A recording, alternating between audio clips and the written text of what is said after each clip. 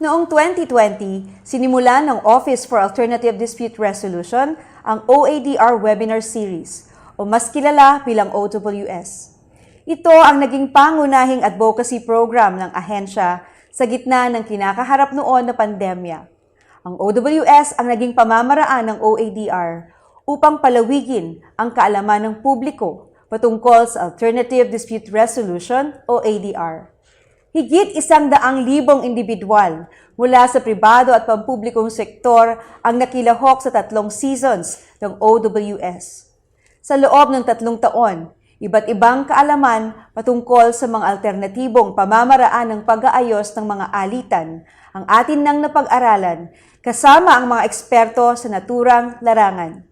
Ngayong 2023, inihahandog ng OADR ang pinakabagong programa na maghahatid ng mas malalim at komprehensibong kaalaman patungkol sa Usapang ADR. Ito ang Usapang ADR. Kasama pa rin ang mga eksperto sa larangan ng ADR, tatalakayin natin ang mga bagong paksa at issue sa mundo ng ADR. Sa mas pinaiksi nitong oras, ngunit mas pinasiksik ang mga kaalamang inyong matutuklasan. Muli ninyo kaming samahan sa isa na namang taon ng makabuluhang usapan at sama-sama nating isulong ang pagpapalawig ng paggamit ng ADR sa ating bansa. Dahil sa ADR, mas mabilis, mas madali at mas praktikal ang pagkamit ng hustisya.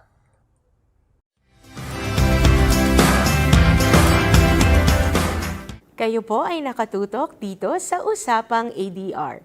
Ang episode na ito ay hatid sa inyo ng Office for Alternative Dispute Resolution. Ako po ang inyong host, Joyce Ria Estares, ang inyong makakasama sa ating talakayan ngayong umaga. Isang napaka-espesyal na 2-part episode ang hatid namin sa inyo. Pero bago tayo tumungo dito, balikan muna natin ang mga naganap noong mga nakaraang linggo dito sa Balitang ADR.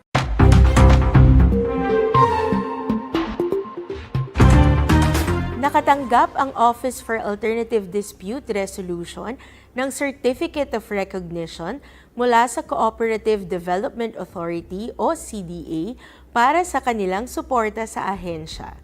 Ito'y matapos pirmahan ang Memorandum of Agreement sa pagitan ng OADR at CDA upang mapadali ang pagpapatupad ng promotional at developmental ADR-related activities ng parehong ahensya. Sa iba pang balita, naging matagumpay ang pagsasagawa ng ADR Roadshow noong November 13 at 14 sa Rizal Park Hotel, Manila. Dito, inimbitahan ang mga kinatawan mula sa iba't ibang schools, universities, and colleges at mga ADR focal persons mula naman sa mga national at local government agencies sa Metro Manila. Mahigit 247 na participants ang nakibahagi sa nasabing activity kung saan tinalakay ang basics ng ADR, conflict management at kung paano magbuo ng angkop na ADR program para sa isang organisasyon. Matapos naman ang roadshow sa Metro Manila, tumungo ang OADR sa Rojas City, Capiz para sa course on mediation for the Schools Division Office ng syudad. Ito ay ginanap mula November 15 hanggang November 17 na dinaluhan ng 50 head teachers at authorized representatives. Ang kursong ito ay dinisenyo ayon sa Department of Education's Policy Framework para sa implementasyon ng ADR System Mediation o ang Department Order No. 15 Series of 2012. Kasabay naman ito ang Batch 4 ng 2023 ADR Orientation na ginanap naman noong November 17. Ang panghuli at ika-4 na orientation na ito ay pinuntahan ng 362 na mga kalahok upang matutunan ang functions, services at key concepts ng OADR. Para sa mga interesadong sumali sa mga susunod pang mga batches ng ADR orientation, abangan lamang ang mga anunsyo patungkol dito sa aming official Facebook page at Instagram account. Samantala, inorganisa ng OADR ang OADR Policy Forum noong November 20 sa multipurpose hall ng National Food Authority Building sa Quezon City. Kasama ang mga OADR accredited practitioners at ADR provider organizations, dito binigyang daan ang mga stakeholders ng OADR upang pag-usapan ang accreditation guidelines at training standards ng ahensya. Dito din kinonsulta ang mga dumalo ukol sa Philippine ADR Code Project ng OADR in partnership with the European Union's Governance in Justice 2 program or GoJust2. At sa ating panghuling balita, kamakailan lamang ay ginanap ang National Awarding Ceremony ng 2023 Lupong Tagapamayapa Incentives Awards o LTIA. Ito ay ginanap noong December 11 sa Manila Hotel. Ang taunang selebrasyon na ito ay kumikilala at pinararangalan ang mga namumukod-tangi na mga lupong tagapamayapa sa iba't ibang parte ng bansa. Sa pamumuno ng Department of the Interior and Local Government, itinalaga ang OADR kasama ang Supreme Court of the Philippines, Philippine National Police at ang Jerry Rojas Foundation bilang 2023 LTIA National Board of Judges o NBOJ. Manatiling updated sa mga balitang ADR, i-like, i-follow at mag-subscribe sa Office for Alternative Dispute Resolution. I-search lamang ang @OADR Official sa Facebook, Instagram at YouTube.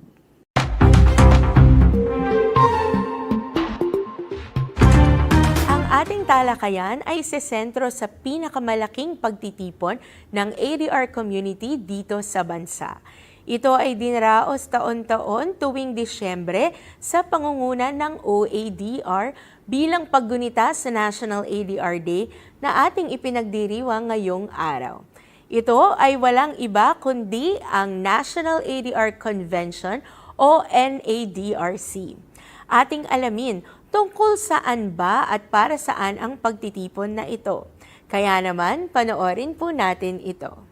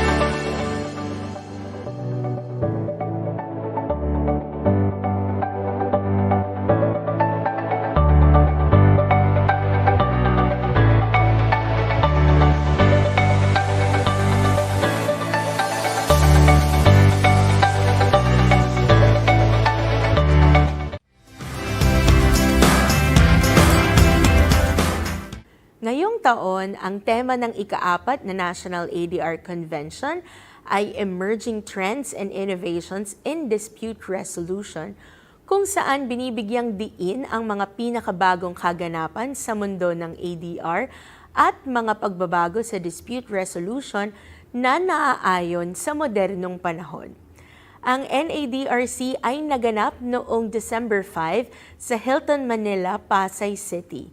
Ito ay dinaluhan ng mga kilalang personalidad at organizations sa local at international ADR communities, iba't ibang mga ahensya ng gobyerno, representatives mula sa academe, at mga stakeholders mula sa pribadong sektor.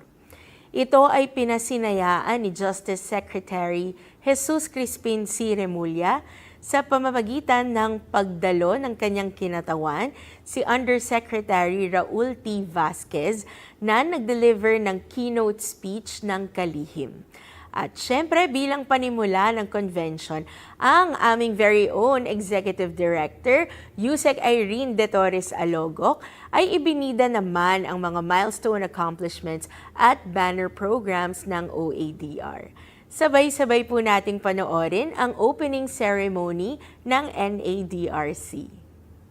Undersecretary Raul T. Vasquez, Honorable Margarita B. Nograles, Honorable Leo T. Madrazo, Yusek Omar Alexander V. Romero, Attorney Myra Angeli A. Gallardo Batumbacal, Attorney Enrique V. De la Cruz, Attorney Antonio C. Pido, Attorney Ian Ray P. Malilong, Attorney Mario E. Valderrama, Attorney Brenda J. C. Angeles Mendoza, Attorney Teodoro Alejandro Y. Calao IV, Attorney Salvador Espanga Jr., Attorney Maria Araceli Habaradas, Attorney Jared P. Amoroso, Mia Teresa Q. Corpus, Attorney Jack S. Lin, Dr. Donald Patrick Lim, Attorney Emmanuel Pui Kita, Attorney Jose Jesus M. Decini, Attorney Christine V. Pangilinan Canlapan, Attorney Paul Christian J. Bailon, Attorney Genaro C. Jacob, Attorney Emeline Villanueva Talabis, Attorney Salvacion Zureta Bakay, Attorney J. Patrick R. Santiago, Attorney Jeffrey B. Constantino.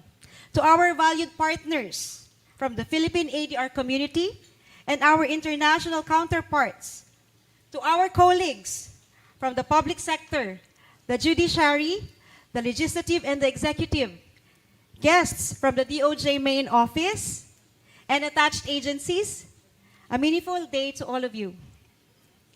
It is my honor to welcome all of you in the 4th National ADR Convention with the theme Emerging Trends and Innovations in Dispute Resolution. We started this annual convention as an online gathering in 2020 at the height of the pandemic that focused on the innovations in Philippine ADR in the context of governance and access to justice for all. In the succeeding year, as the world transitions to the so-called new normal, the convention highlighted justice in the digital era, particularly on the synergy of traditional ADR and technology. Last year, when the convention was held face-to-face for the first time, we highlighted the role of ADR in ensuring modern and inclusive justice. This year, as the Philippine ADR landscape exponentially grow and develop into a significant part of the justice system, we will look into the emerging global trends and innovations in the field. But before delving into the enriching sessions on the emerging trends in ADR, it is with great pleasure that I will be sharing with you the milestones of the OADR, shedding light on our efforts to enhance access to justice for all through ADR. 2022 marked the year when OADR became an independent attached agency of the Department of Justice. Now on its second year, the OADR has achieved successive milestones.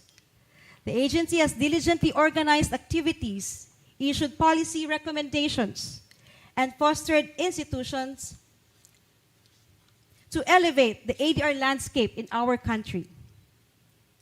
For the year 2023, the OADR actively and assiduously labored to promote access to justice for all through ADR, focusing on the three key facets: information dissemination, institutional development, and organizational innovation. Recognizing education as a catalyst for progress, we inaugurated the OADR Academy in the first quarter of this year. This educational initiative revolves around effective information campaigns, comprehensive training programs, and competitive professional standards. This year, we have reformatted our flagship advocacy activity and launched in January Usapang ADR. Previously known as the OADR webinar series, this 2-hour talk show features experts from various sectors who discuss specialized ADR topics: family mediation, land disputes, ADR in the civil service, and katarungang pambarangay, among others. All 10 episodes of Usapang ADR highlight ADR's applicability in the different aspects of society. In April, the agency organized and facilitated the second ADR moot competition, wherein we invited various law students from different law schools across the country and provided an effective venue for aspiring legal professionals in the field of ADR. The OADR likewise conducted 4 online orientations and a 2-day roadshow for the academe and public sector institutions. In these activities, we were able to orient almost 400 participants. During the roadshow, we launched the ADR Network for Public Sector, a Viber community aimed to facilitate the exchange of information between ADR focals in the executive department. Through this platform, the OADR can now easily cascade information on ADR-related matters to various government representatives. OADR endeavored to boost its online presence by launching its YouTube and Instagram accounts. Also, to broaden access to agency information, OADR is currently working on enhancing the interface and contents of its website. Strategic partnerships were forged with institutions such as the Cooperative Development Authority, the National Commission on Indigenous Peoples, and the Local Government Academy, amplifying our reach and information dissemination in key sectors where ADR plays a significant role. Completing our information campaign, we bolstered our capacity building activities and introduced the fundamental course on ADR and the comprehensive course on negotiation. This is in addition to our comprehensive courses on mediation and arbitration. From these 4 courses, we were able to train 213 participants. We likewise collaborated with the Commission on Higher Education, Local Government Academy, the local governments of Aklan, Manila, and Navotas, the Schools Division Office of Rojas City, Capiz, and the Cooperative Development Authority. Through these partnerships, we were able to train 2,000 participants. Lastly, during the 4th quarter, under the directive and leadership of our Justice Secretary, we were able to train almost 200 prosecutors in the National Capital Region in preparation for the pilot implementation of the National Prosecution Service Mediation Guidelines in January 2024. In terms of professionalization, the OADR enhances accreditation and certification standards and maintains its commitment to qualify and quality assurance for ADR services provided to the government. As of date, we have 7 private ADR provider organizations with active accreditation, and they are all here present today. Out of these 7 ADR provider organizations, 4 are accredited in arbitration: the Philippine Dispute Resolution Center Incorporated, the Philippine International Center for Conflict Resolution, Divina Law Offices, and Kalaw Prasad and Hofilenya Law. 5 are accredited in mediation: the National Center for Mediation, the Conflict Resolution Group Foundation Incorporated, the Mediators Network for Sustainable Peace Incorporated, Divina Law Offices, and Kalaw Prasad and Hofilenya Law. 2 are accredited in negotiation: Divina Law Offices and Mediators Network for Sustainable Peace Incorporated. 1 is accredited in conciliation, and that is the Conflict Resolution Group Foundation Incorporated. And 1 for mediation and arbitration, and that would be Divina Law Offices. We have also 2 public ADR programs, both accredited in the field of mediation. And we have them here also today: the Intellectual Property Office of the Philippines and the Philippine Amusement and Gaming Corporation. Lastly, there are 27 individual ADR practitioners or neutrals, accredited in different ADR fields: 21 in arbitration, 7 in mediation, 6 in negotiation, and 1 each for conciliation, early neutral evaluation, mediation arbitration, and mini trial. The issuance of Memorandum Circular 2023-02, or the OADR Accreditation Guidelines for ADR Provider Organizations and Training Standards for ADR Practitioners, signifies a leap forward in accreditation. Amendments were institutionalized to enhance accreditation for those intending to provide ADR services to the government. Level 1 for those who were trained and passed the assessments, and Level 2 for experienced ADR practitioners. As mandated by Republic Act No. 9285, the OADR, now entrenched in the public sector, achieved a pivotal milestone with the inclusion of a pro-ADR provision in the General Appropriations Act for fiscal year 2023. Section 49 underscores the imperative for government agencies to promote and implement ADR programs, aligning with their administrative functions and services. The OADR also mapped, monitored, and reported the ADR programs of agencies in the executive branch pursuant to Executive Order Number 97, Series of 2012. We also monitored and evaluated the performance of the Katarungang Pambarangay Justice System and the judiciary's ADR programs in collaboration with the Department of the Interior and Local Government and the Supreme Court of the Philippines, respectively. Further, we mapped and monitored ADR services in the private sector, including OADR-accredited ADR providers. From these reports, we have gathered that settlement rate of cases within the Katarungang Pambarangay is 76.36%, with 453,463 settled cases. National government agencies and government-owned and controlled corporations with established ADR programs settled 137,754 cases out of 274,533 cases, which comprise 50.18%. The settlement rate for the judiciary is close to this rate, with 51.02%. Under the mediation facility of the judiciary, 35,361 cases were handled, with 18,042 cases settled. The reports from the OADR-accredited private ADR provider organizations and practitioners show that 152 cases were settled out of 390 cases at the rate of 38.97%. Furthermore, the agency initiated and led the ADR policy and governance framework commissioned by the European Union through the Governance in Justice Program 1. We also formulated and proposed the approved ADR strategies and targets in the 2023 to 2028 Philippine Development Plan. In pursuit of excellence, the OADR embraced organizational innovations, modifying its structure and staffing pattern to accommodate the growing scope of its programs.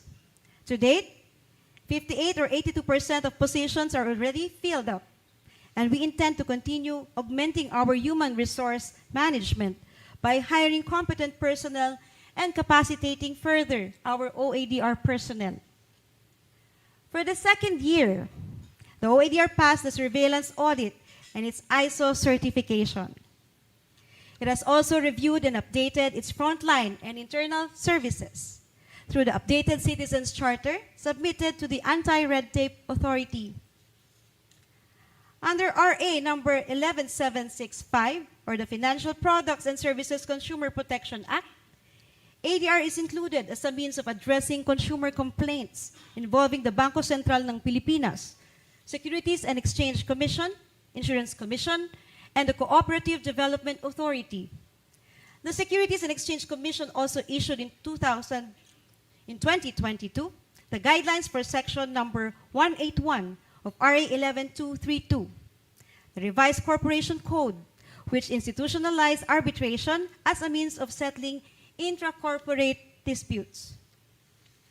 The Department of Trade and Industry launched in October 2023 its Philippine Online Dispute Resolution System with digitalized agency processes for consumer complaints, including resolution through ADR and adjudication, and linking the same with systems of other consumer protection agencies. The Internet Transactions Bill, once enacted, will also provide the statutory cover for the said system using online dispute resolution and ADR. Another legislative measure, the Public-Private Partnership Bill, will mandate, among others, the inclusion and use of ADR mechanisms and clauses in all PPP contracts at the national and local levels. This will supersede Executive Order number 78 of 2012, mandating the same specifically for the executive branch. As the ADR practice continue to develop and progress in the country, bills relative to community ADR are currently pending in the legislative branch. There is House Bill 7025, or the strengthening of the Katarungan Pambarangay, and the Senate Bill 1468, or the bill on expanding and modernizing the Katarungan Pambarangay and strengthening support for the barangay justice system and its workers and appropriating funds therefore. The agency also initiated and spearheaded the Philippine ADR Code Project. This is OADR's strategic initiative aligned with the Philippine Development Plan, the objective of which is to examine the current ADR legal framework, standards, available research, studies and information, and data, both at the domestic and international levels. Engage and consult the key public and private stakeholders in developing the Philippine ADR Code Project with an updated and harmonized legal framework on the use, promotion, and development of ADR in the country.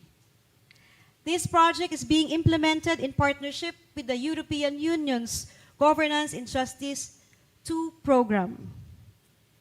Initial consultation with the stakeholders was held during the OADR Policy Forum this November.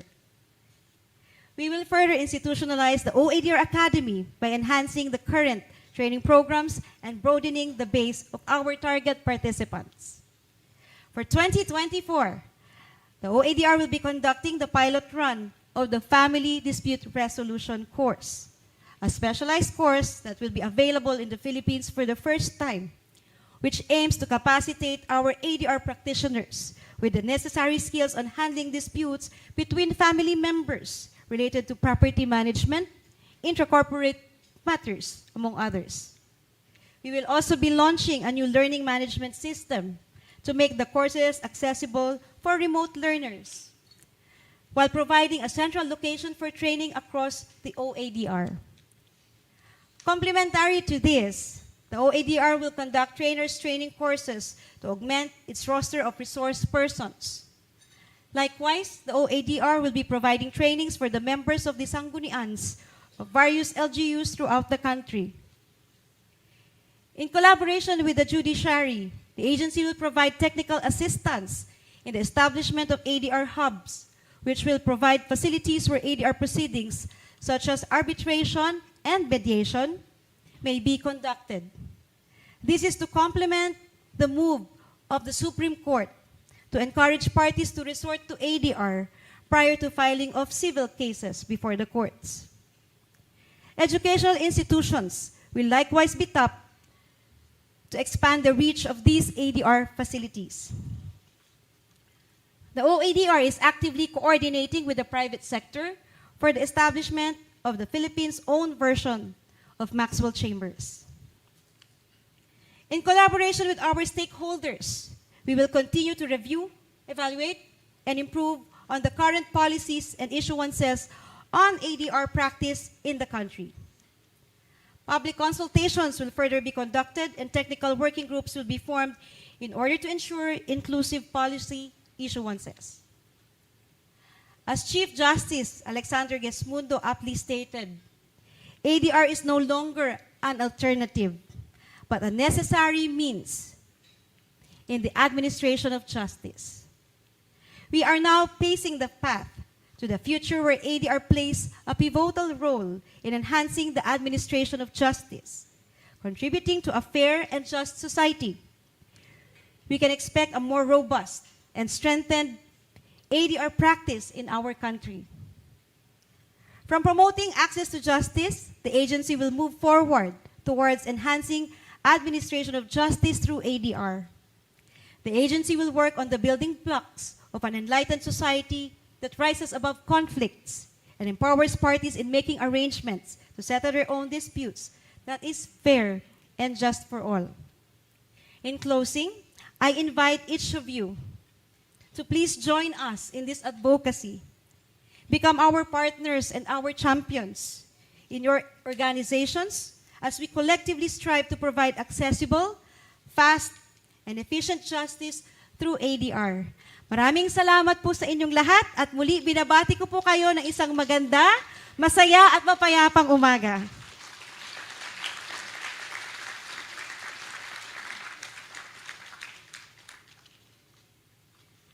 We shall now proceed with the keynote message.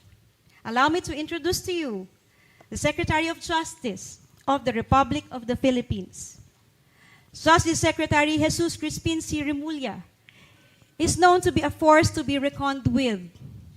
A proud Caviteño, he has shown excellence in the field of law and public service.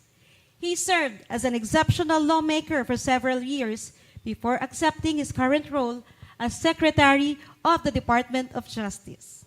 His vision is for the DOJ to give justice to every man, woman, and child, no matter the circumstances of birth, no matter the economic standing. Our dear Secretary of Justice will be represented by no less than the Senior Undersecretary of the Department of Justice, the second in command, and the man behind major reforms introduced by the Department of Justice. Senior Undersecretary Raul T. Vasquez is a true-blooded Ilocano who hails from a landlocked municipality in northern Philippines, Bangged, Abra. We are both proud to be members of the Integrated Bar of the Philippines, Abra chapter. He has more than 3 decades of outstanding private practice, an scholar ng bayan. He graduated as class salutatorian and cum laude from the University of the Philippines College of Law. He taught various subjects in prestigious law institutions and became a bar examiner in the 2017 bar examinations. He is listed as a reputable lawyer by Martindale Habel. As Senior Undersecretary, he oversees the DOJ's legal staff, Office of the Solicitor General, and DOJ Legislative Liaison Office. Ladies and gentlemen, to deliver the keynote message, it is with great honor to have with us today Senior Undersecretary Raul T. Vasquez of the Department of Justice of the Republic of the Philippines. Good morning, ladies and gentlemen. I apologize for having little colds because I just came from Japan where I led the DOJ delegation in the Philippine-Japan treaty negotiations for the reciprocal access agreement, which is similar to the BFA. Let me read the keynote speech of Secretary Jesus Crispin C. Remulla on the occasion of the 4th National Alternative Dispute Resolution Convention today. International partners, distinguished guests, fellow public servants, Alternative Dispute Resolution ADR practitioners, colleagues from the Department of Justice and its attached agencies, dearest stakeholders, ladies and gentlemen, a pleasant good morning to all of you. The importance and magnitude of today's convention is made apparent not only by the number of attendees present, but by the composition of the same. It is expected that around 400 attendees would participate in this event, with the percentage thereof being a veritable who's who in the fields of government and law. Invited to this event are senators, congressmen, justices, judges of the court, secretaries and undersecretaries, partners at the country's top law offices, IBP bigwigs led by President Tony Pido, a friend from way back. The list goes on. Why is this the case? The reason is so simple, yet so selfish. Some of you might even deny it. ADR benefits all of us. We all know what we get out of this. Through ADR, we save precious time, money, and resources. Relationships are preserved. All parties are satisfied. Today, we lay down the path towards substantive and procedural reforms in the Philippine justice system by exploring available opportunities brought about by ADR systems. As one of the Justice Department's attached agencies, the Office of Alternative Dispute Resolution, led by Irene De Torres Alogok, who happens to be my inaanak sa kasal, I'm that old, promotes the use of ADR through various advocacy activities and programs. To this end, I have directed the department to extend support and resources needed by the OADR to conduct its programs. Raising awareness is paramount. The past year, we conducted 4 batches of ADR orientation, attended by more than 400 participants from various government agencies and private organizations. These orientations increased awareness and informed participants of the functions and services of the OADR. This, ladies and gentlemen, is the key if we want more people to explore the option of mediation and arbitration. We also organized the ADR Roadshow, where representatives from the academe and government gathered to explore conflict management styles and craft their own ADR programs. The goal is to further extend the reach of the OADR's non-litigious mechanisms. Trying to catch up with the changing times, we piloted the Usapang ADR earlier this year. Usapang ADR is a live streaming show on Facebook and YouTube, which catered to a total of 90,000 viewers over 8 episodes. And this is just the start. Right now, through the DOJ's One Message, One Voice program, we continue to find ways to connect to the younger generations and open the eyes to non-traditional methods of resolving controversies and issues. In addition, approximately 200 of our public prosecutors from the National Prosecution Service were among those who received training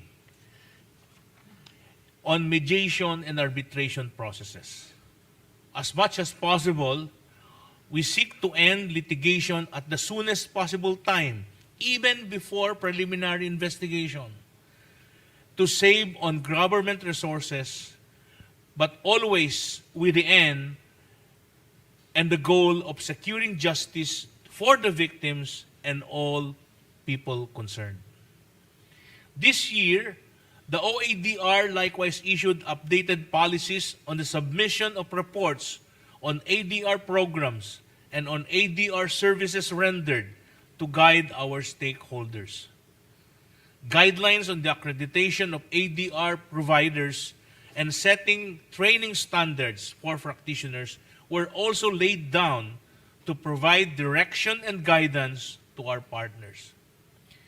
The DOJ issued recently the 2023 Rules on Mediation in the Prosecution Service. The rules shall take effect on January 1, 2024. Section 3 thereof defines the coverage of the rules, mediation of the civil aspect on cyber libel itself, BP 22 violations, and all cases cognizable by first-level courts, except those covered by the Katarungan Pambarangay, inquest proceedings, victimless crimes, and municipal ordinances violations.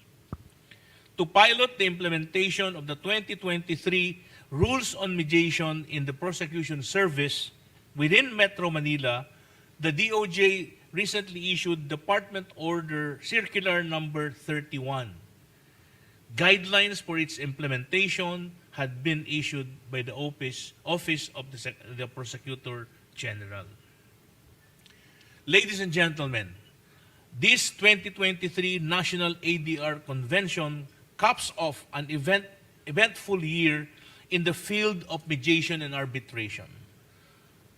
Together with you, our partners and our supporters, the OADR's flagship advocacy activity will serve as a venue to spread awareness and share expertise in the development of trends on dispute resolutions.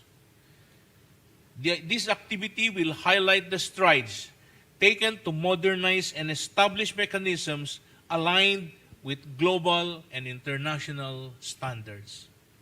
Thus, the theme of this convention, Emerging Trends and Innovations in Dispute Resolution, is very fitting and necessary in order for us to move forward to the next years to come.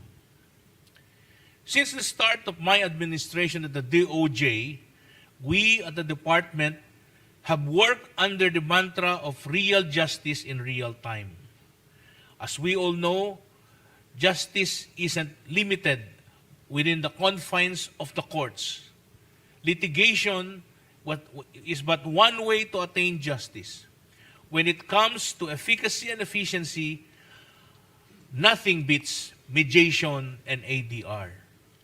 We have also initiated and implemented reforms and changes in the department meant to ensure that the administration of justice would be fast, efficient, and inexpensive under the rule of law. The most recent one, ladies and gentlemen, is the issuance of DC-20, which requires that the prosecution and the law enforcement from here on, as of March 2023, should assist and cooperate with each other to ensure that only quality cases would be filed to prevent harassment suits, to prevent or avoid weaponization of penal laws, and at the same time to ensure that no frivolous cases would be filed in court. Additionally, to ensure that only quality cases would be filed, we have elevated on those cases covered under DC-20 the degree of proof needed for filing. And that is from mere probable cause, which is on the low side of the hierarchy of degrees of proof, to a much higher degree of prima facie evidence with reasonable certainty of conviction. Why the phrase reasonable certainty of conviction. This is to require that the prosecution and the law enforcement must ensure that before the get-go, they have already the evidence on hand, documentary, testimonial, real, and the like, in order that the moment the case is filed, they have the necessary evidence to support a conviction. But we have to take a look not on the conviction side, but to ensure that those cases should never be filed in order to oppress or to abuse victims of the victims of useless and senseless cases. We all know that there are many people who are languishing in jail who had been there because of economic or some other reasons. We have initiated measures in order to afford them a chance to regain their liberty during trial by lowering the bail from the high amounts in respect to under the guidelines of the Department of Justice to just 10,000 pesos in cases of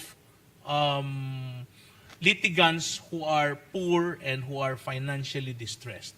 And in addition to that, the recognizance law should be availed of by all parties. But the greatest development in the very near future, ladies and gentlemen, is the forthcoming transfer of the preliminary investigation as we know it. Rule 112 by perhaps the first quarter of 2024 would no longer be covered by the rules of court. Why?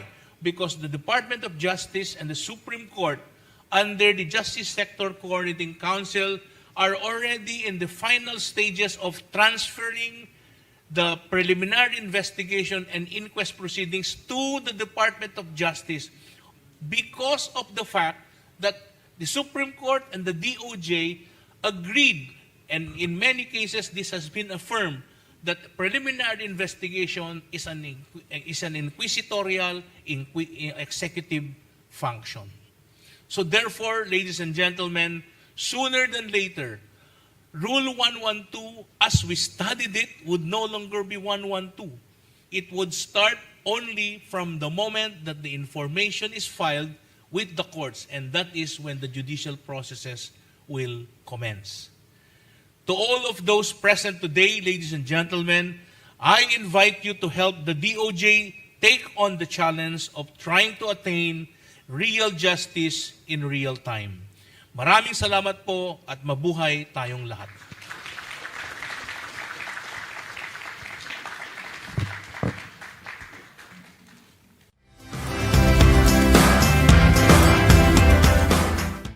Maraming salamat muli, Justice Secretary Remulla, at sa inyong kinatawan, Yusek Raul Vasquez, sa pagpapasinaya ng National ADR Convention. Gayon din siyempre kay Yusek Irene sa pagbabahagi ng mga nagawa ng OADR para sa pagsulong ng ADR sa bansa. Katulad nga ng mensahe ni Justice Secretary Remulla, tuloy-tuloy ang pagpapalawig natin sa paggamit ng ADR sa pamamagitan ng iba't ibang mga programa ng OADR. Sa parte namang ito ng ating episode, mas iintindihin natin ang kahulugan ng tema ng NADRC ngayong taon. Ang susunod natin na mapapanood ay ang panel discussion on emerging trends and innovations in dispute resolution kasama ang mga miyembro ng OADR Advisory Council na sina Attorney Mario E. Valderrama, Attorney Enrique V. de la Cruz Jr., Attorney Brenda J. C. Angeles Mendoza, at ang moderator ng session mula sa Office of the Solicitor General, State Solicitor Attorney Maria Luisa Dominique D. Mauricio. Panoorin po natin ito.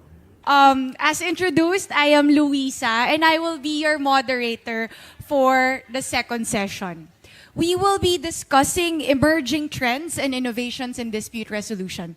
And let me just quickly introduce our very, very capable and very guapo and magagandang panel for today.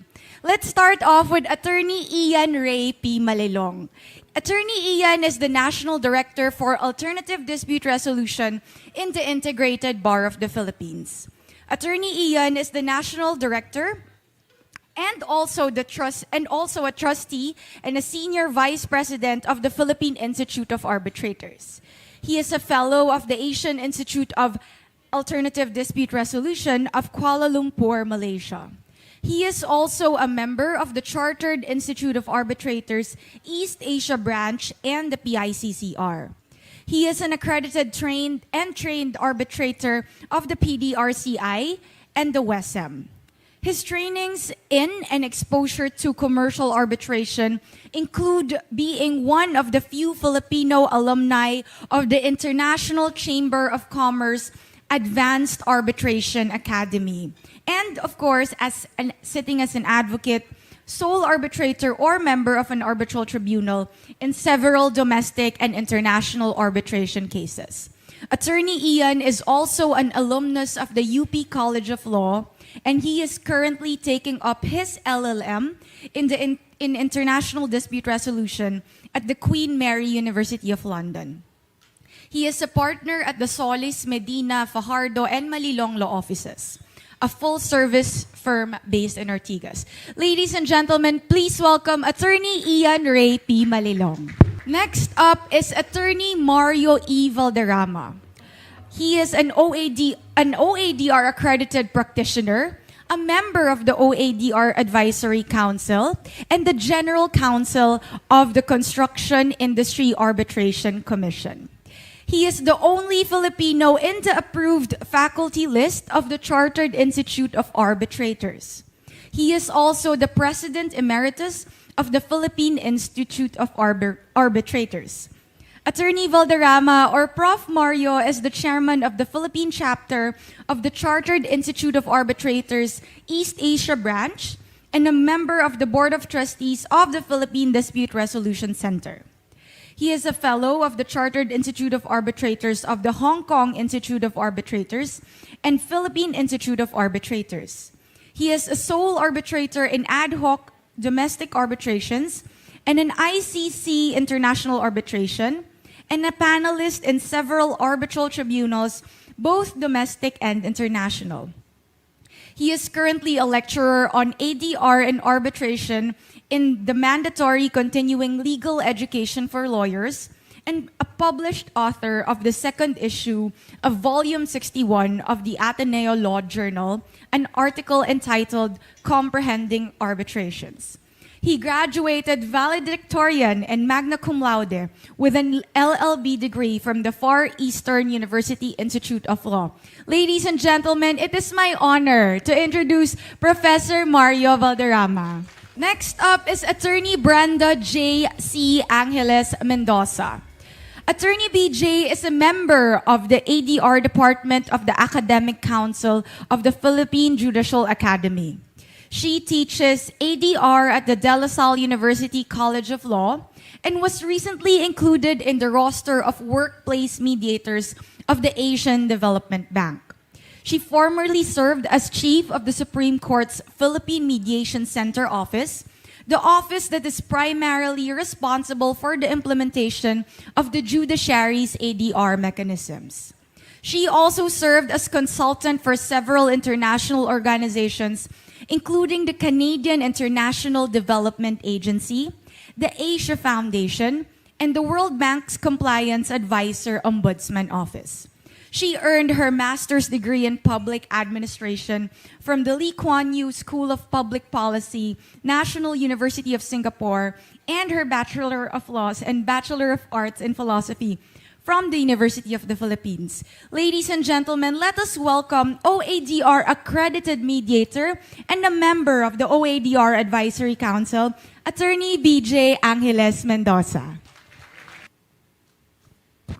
Next up, we have Attorney Enrique V. de la Cruz Jr., who does not need any introduction for the simple reason that we have introduced him already in our previous council.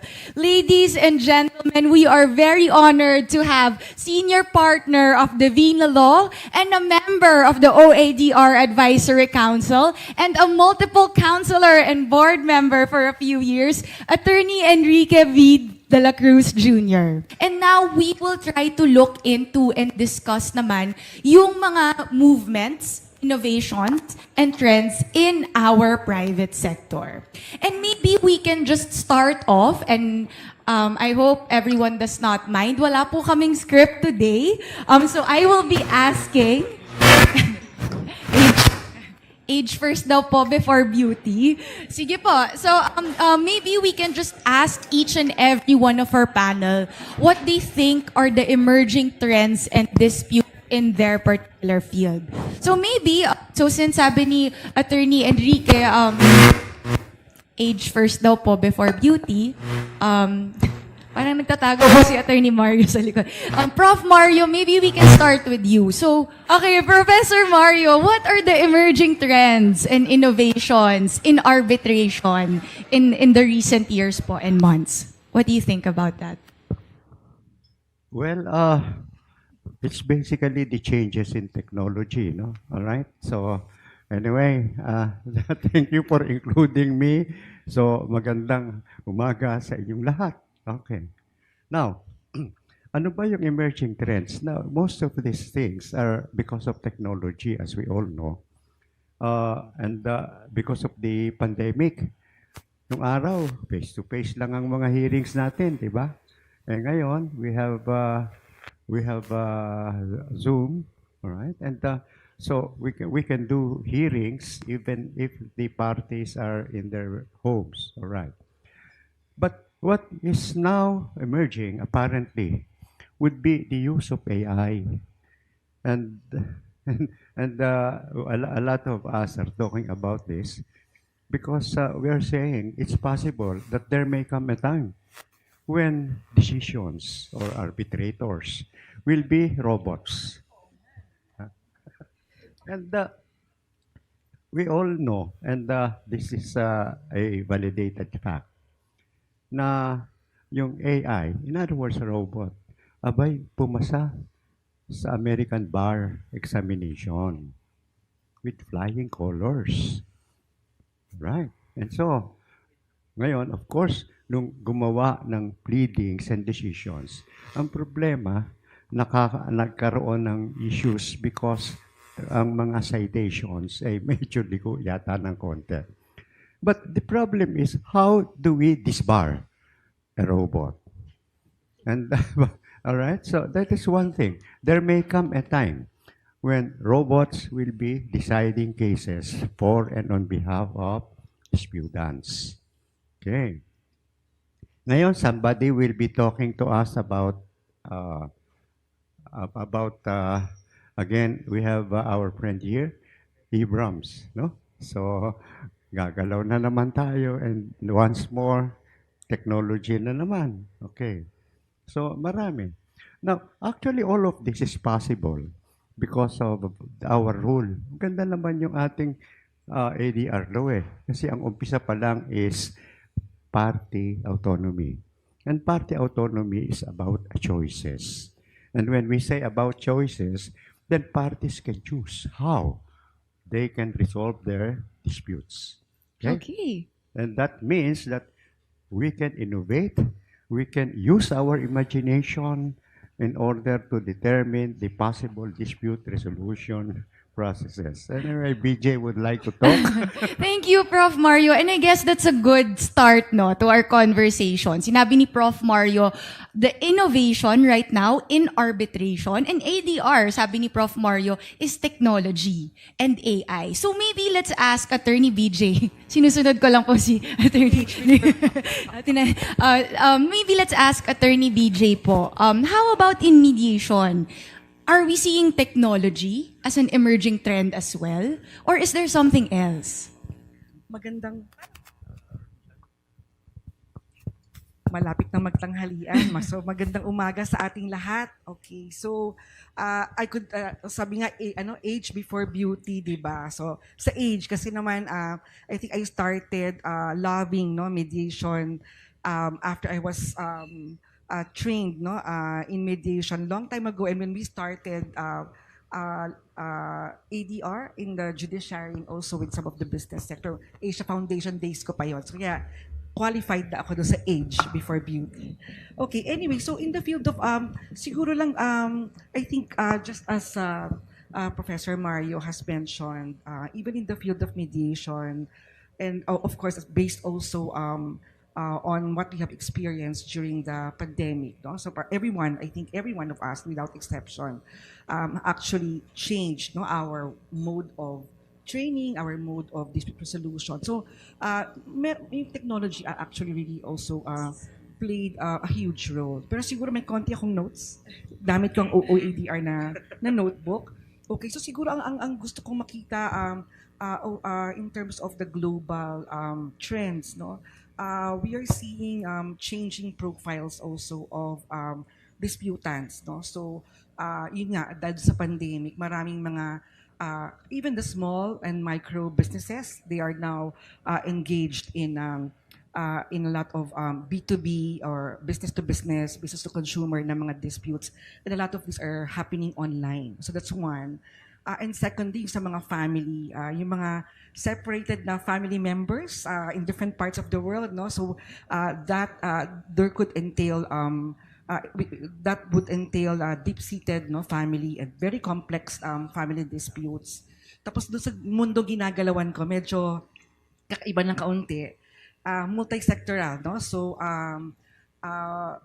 yung freedom or yung mga rights and freedoms that are given to ordinary citizens, yung mga indigenous communities, local communities in different parts of the world, they are now seeing themselves having more voice in decision-making processes, At makita natin yon sa mga ibang fields, land, I think na-mention kanina yung land disputes, agrarian disputes, doon sa mundong ginagalaw ko, even part of the banks, yung mga multilateral banks na accountability mechanisms, meron na siyang mga mediation mechanisms, as part of exactly accountability from the private sector, from the investors, So malaking role yung technology at nakita natin yun. Pero ako sa tingin ko, while we are discussing yung emerging trends, tulad nga nung nakikita natin na it's so easy to, as part of the Philippine mediation sector, parang it's very tempting for everybody to capture, to copy, to follow the emerging trends. I think it's good to look at the trends. It's very good for us to study what's happening globally and learn from it. That's a part of the opportunities that we could grab, But at the same time, we have to be wary and also be cautious that there are. We should continue to be grounded, Right. Na may technology ka, pero dapat tingnan mo rin na may access ba yung ating mga local communities doon sa yung ordinary citizens. Meron ba tayong access? Meron ba tayong stable internet? Kasi sa bahay lang namin, hindi stable yung internet, di ba? Sa Farview, medyo mahirap ang internet connectivity. So, kailangan din na kahit may ganong trend with the use of technology, kailangan pa rin grounded yung ating mga innovations. Okay, thank you po, Attorney BJ. So what I'm hearing from you is that you agree with Professor Mario that really the main trend or innovation right now is technology. But you say na related to this technology issue, there is awareness. So nagkakaroon ng multi-sectoral awareness. Yung mga taong hindi alam kung ano ang ADR before, sort of just has this kamalayan right now, na alam na nila yon. And maybe we can try and connect it with someone na mga hinuhubog po natin sa ating law schools and in the youth in general and the academe. So, Attorney Enrique, ito rin ba yung trends or do you see something else happening in the academe and in law school po right now? Thank you. In the academe, similar to what Professor Mario and Attorney BJ said, technology is an emerging trend. online classes, and therefore online arbitration is in. But in the academe, we teach our students three new trends in arbitration, which are up and coming in Asia, but has been a long-standing practice in Europe. I'm a member of the London Court of International Arbitration, Asia Users Council, and it's part of their procedures to refer the matter to expert determination. Expert determination. So it's a move away from institutional arbitration, wherein you have accredited arbitrators who will render judgment. Here, the parties can refer the technical issue to an expert whose opinion is non-binding with the parties. No? You also have the concept of early neutrals and dispute resolution boards. So these are emerging trends. Yung dispute resolution boards, the parties include in their contracts that any dispute will be decided by a board consisting of executives from both parties. Again, it's a move away from the institutional arbitration and, as Professor Mario said earlier, party autonomy. So creating a board which is standalone, existing between the parties only. So I think these are, from our end, the new trends that we are monitoring and are assigning to our students for research. All right. Thank you. Attorney Enrique made three very good points, no? And that's teaching other kinds of alternative dispute resolution mechanisms, expert determination, dispute resolution boards, and early neutral evaluation. So let's spin that, and we will be discussing that more later. And maybe we can go to our young guest. Tama ba? Pasensya na po, Prof. Mario. Parang sumibangot si Prof. Mario. Kaya ba, sir, yung youngest? So, Attorney Ian, maybe we can ask you naman. So, we've heard from institutions, we've heard from the academe. How about naman po sa Integrated Bar of the Philippines? Ano po ang ating maaasahang emerging trends dito? Good morning, everyone. Thanks for having us here. Before I answer that question, I think I need to provide you with some context on what the role of the IBP is in, particularly in arbitration. The IBP, strictly speaking, is not an arbitral institution. We only facilitate arbitration, especially in ad hoc commercial arbitration, where we exercise, or the IBP president or his duly authorized representative exercises his appointing authority under the law. When I say appointing authority, there are three functions of the IBP president. He can act on default appointment of an arbitrator. He can act on the challenge of an arbitrator, and lastly, he can act on the request for the termination of a mandate of an arbitrator. Now, having said that, since we are not, strictly speaking, an institution, the emerging trends that we will have to adapt, of course, as my fellow panelists mentioned here, we have to introduce some technology. In fact, the IBP is now undergoing its the fit-out works of its new building, and we have allocated some rooms for the hearings in arbitration, because, you know, as they say, dispute resolution is an investment.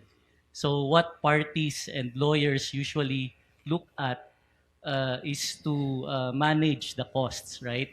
So what the IBP can provide is to offer some facilities with reasonable rates compared with hotels and other hearing facilities. So that's in terms of technology, and we hope also in the long run, this is the high-hanging fruit. We hope to explore the services of IBRAM here. Miss Emmanuel Muikita is here. her organization or company offers some services from AI aided getting of transcript of stenographic notes and whatnot. But I would like also to mention what Attorney Enrique mentioned earlier, because under our ADR Act, it's not only mediation and arbitration.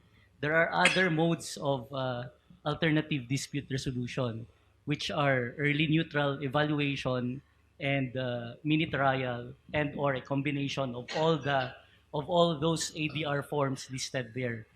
So, as one of the low-hanging fruits that we would like to get on the part of the IBP is to disseminate or to educate stakeholders, lawyers, members of the Philippine Bar on these options, because not arbitration or mediation is not a one-size-fits-all form of ADR. There are other forms of ADR that might be appropriate for a particular case.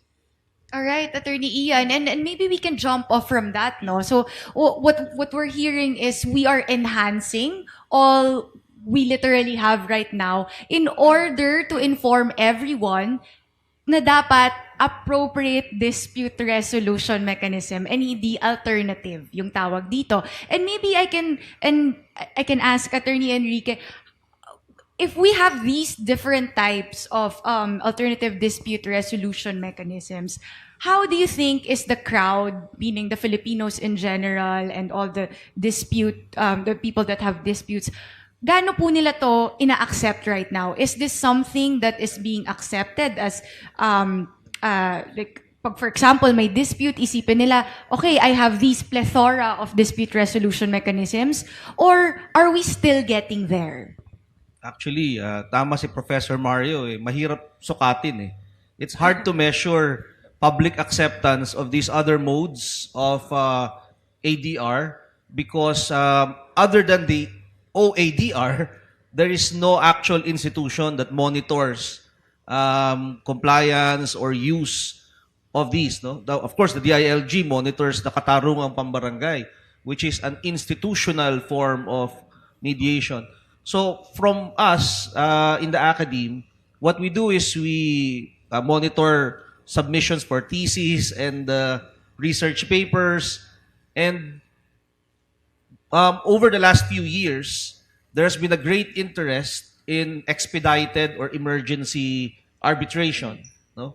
I think a lot of students are writing about it, no? Because in the Singapore International Arbitration Center, it's institutionalized the emergency arbitration format where you can have it, maigsi na nga yung arbitration, pinaigsi pa nila, no, na expedited. No? I think the CIAC, si Professor Mario, isa sa mga pader sa SIAC, they have the parang small claims expedited summary proceedings. Maigsi na nga yung SIAC kumpara sa korte, mas pinaigsi pa nila. So I think yun lang yung way natin to measure how it is being accepted by the public by looking at how many avail of these remedies. And I think mas maraming naghahanap nung mas mabilis pa. So kaya nakikita natin sa, at least from the academe side, why people are interested in the expedited, emergency type, or summary type of arbitration. Comparing 2000 and now more than 20 years after, I think the crowd, when we say lawyers perhaps and other stakeholders, I would probably gauge that there is now a growing acceptance of the practice of mediation. Actually, ang mediation nga nagiging sophisticated na siya, no? Now, I think we've started with using interest-based facilitative mediation, but now there is a growing field, no, na meron ng transformative, meron evaluative. So nagiging even in the field of mediation, meron na rin siyang mga sub practices, no. So ako tingin ko we are getting there, but it's still lacking. We still need to continue a lot of awareness raising. Also, I've seen the incorporation of mediation processes in different admin agency rules, but in terms of how they practice, whether they're really doing it the correct way, yun kailangan i-review pa. All right. We need to review. Okay, so what I'm hearing from Attorney Enrique and Attorney BJ is that there seems to be more demand for other dispute resolution mechanisms other than arbitration and mediation, but that demand does not mean that we stop there. It means we have to make everyone more aware, make everyone have a fit dispute resolution mechanism for that. And maybe, Professor Mario, you can help us out with this one. How has OADR been a key stakeholder and actor in trying to make ADR a mainstream thing here in the Philippines po? Well, actually, nice question. Now, OADR is very active, no? And since I have joined, I'm trying to get used kasi sisipag nila eh. So, for the first time, makikita natin that they're teaching, they're all around everyone. They go to the academe and the people so that all the dispute resolution mechanisms are being, shall we say, taught to the people. Now, again, let us just talk about the basic rule in our law. This is party autonomy in the resolution of disputes.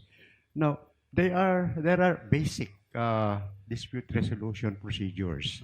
But of course, we do not just stop at the basic dispute resolution procedures because what is nice about our law is that they allow the parties to create their own dispute resolution mechanism. So by combining, because all of this could be combined, by combining them, and of course this requires knowledge, which OADR is disseminating to the public. By combining, then the parties can create procedures that are appropriate for their particular disputes. O, yun ang kagandahan ng party autonomy. At ang kagandahan nun, nandoon yun sa ating batas. Yun yung unang provision, no? To promote party autonomy in the resolution of disputes. This is people empowerment. Before, we look at the government to resolve our disputes. Ngayon, the parties themselves can decide the procedure on how they are going to resolve their disputes. Hindi na kailangan ng gobyerno, of course, except in certain cases na talagang gobyerno lang ang po pwede because they involve public policy issues. Okay. Okay, thank you po, Attorney Mario. And maybe I can ask, kinuha na niya. Maybe, and that's what OADR can do in order to make us aware of these dispute resolution mechanisms. But how about naman po the IBP? What is that their role in pushing for this kind of innovation? Okay, I think it should be education and information dissemination. So on the part of the IBP, we will harness the IBP's resources through the chapters.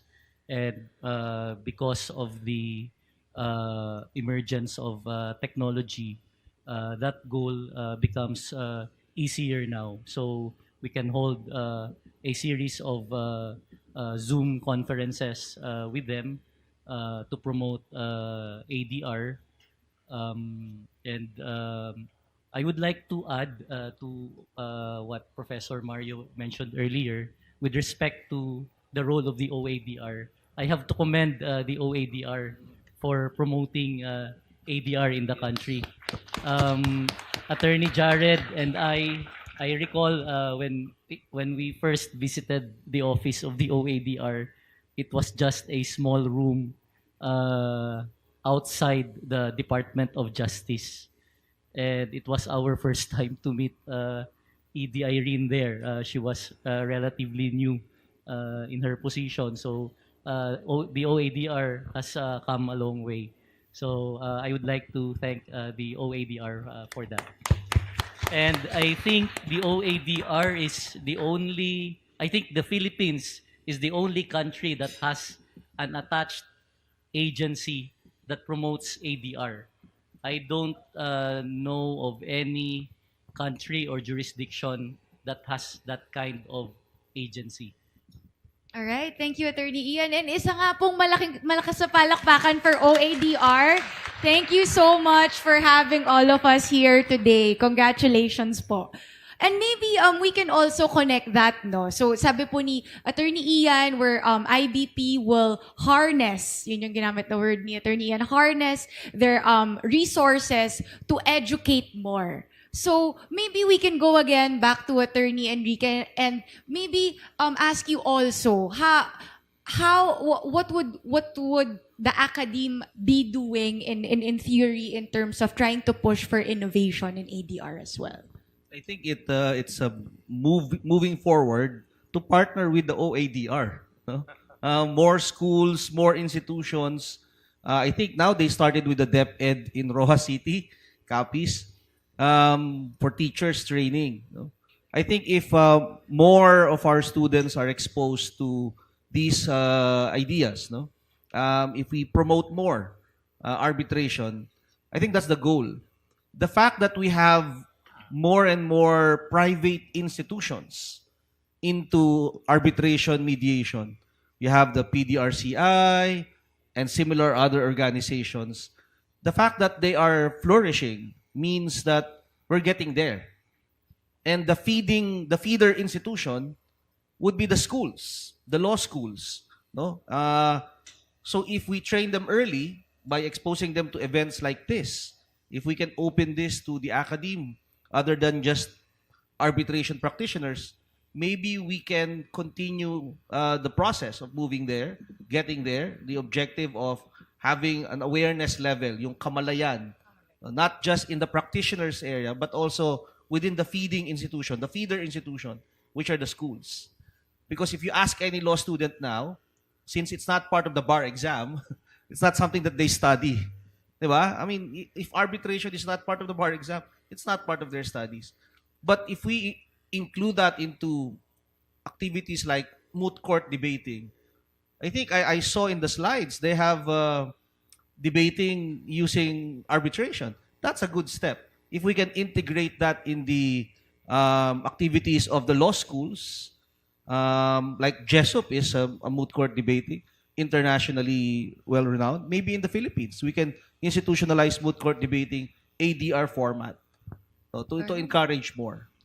Thank you, Attorney Enrique. And what I'm getting from this entire panel is that innovations and trends actually come from institutions partnering with each other, acknowledging each other's roles, and sabay-sabay to move forward. And maybe we can, and maybe my panel can indulge me. I would be asking you to close your eyes for 5 seconds. And imagine po that it is now 2044. What do you think would be the emerging trends or innovations in dispute resolution in 2044? So maybe Attorney BJ, we can start with you. Hindi pa ako tapos mag-imagine. Nahihirapan mag-imagine si Professor Mario. Oo nga. Sinisip ko parang, I have actually imagined this day when in 2020, rather in 2000. Right. That's 20, so that's 20 years moving forward, di ba? Ang laki na nung naging, I think, naging achievement ng field of ADR. Pero in ilan yung 20 years more, no? Yes po, Okay, yes. so 20 years. Ako, I would imagine that there would be, I'm imagining that there would be, of course, the technology, mas ma-improve na yung technology, but more people are having access to it. But at the same time, by that time, we should be able to determine which kinds of disputes can really go into that technology path, no? I would probably say more business disputes would go into that technology ADR path, no? But I think for local communities and for other disputes, multi-sectoral, baka mas andun pa rin yung element ng face-to-face kasi yung emotions, yung power dynamics, yung communication aspects, mukhang mahirap makita yon unless yung AI mo napaka-galing even in detecting emotions. Pero parang doon ko nakita siguro 20 years from now. And I think more people are more aware and are increasingly using different modes of ADR, no? Not just mediation and arbitration. Thank you Siguro po, from my Attorney end. BJ. How about you, Attorney Enrique? Siguro, instead of practice court lang sa academe, we also have practice arbitration as one of the subjects in 2044, no, to really integrate it in the academe. And I think more and more people will be resorting to it not as an alternative, but as a principal mode of dispute resolution. Referring the matter to an expert or a dispute resolution board rather than going to institutions. I think in 2044, more and more, the parties will take control of their dispute resolution. That's a very good concept, no? Parties will take control of their dispute resolution mechanism. Prof. Mario, what do you think will happen in 20 years from now? Well, I'm not very optimistic. Violence is also a mode of dispute resolution. Let's not forget about that, no? Of course, we have also avoidance, which is also a mode of dispute resolution. That's why sometimes I like the approach of China and also Mr. Duterte. Avoidance. Pretend that there's no dispute and let us just make money. That's the Deng Xiaoping formula. But the other end of the spectrum, we have violence, and we all know that right now what is happening all over the world is violence in order to resolve disputes. So we really don't know what is going to happen. As much as possible, we would like everything to be peaceful, and so we're telling everybody, look, the peaceful ways of resolving disputes is actually the better way. But is anybody listening? And that's the problem. We can see right now America involved in so many wars, the Philippines involved in a conflict with China, and of course there's now war in Myanmar. Then we have the Middle East problem. What do we do at this time? And what's the answer? That's why I don't like to imagine. At least I don't think I will be around in 2044. May pamalakpak po sa inyo doon. Thank you so much, Professor Mario, for the very realistic answer. Attorney Ian po. Well, the sci-fi mind in me would like to imagine a world where John and Sarah Connors emerge or exist, like the scene of Terminator. But of course, that's not the ideal scenario. I would love to imagine a world where people are more aware that they have the freedom to choose or make arrangements for the resolution of their private disputes. And I would love to imagine also that in that particular world, there will be more use of AI as maybe dispute resolvers, advocates, but of course subject to certain limitations. In fact, there's this one conference that I attended in blockchain technology disputes. They're already using AI as dispute resolvers. So All that's right. Thank you, Attorney Ian, and for the Terminator reference. So nagkaintindihan po tayong lahat there. And we did that exercise with them to actually outline yung mga topics natin for the rest of the day. So if you will be looking at your program, you would see lahat po ng mga topics that our panel had actually talked about will be talked about more specifically in the next few panels. But just to maybe, I'm looking at the time and we just have a few more minutes, and maybe just to have a final question to our panelists. My question is, how important do you think is being open to trends and innovation important here in terms of moving forward our ADR community? And I would be giving the panel the freedom to volunteer. Who will start with the... Okay.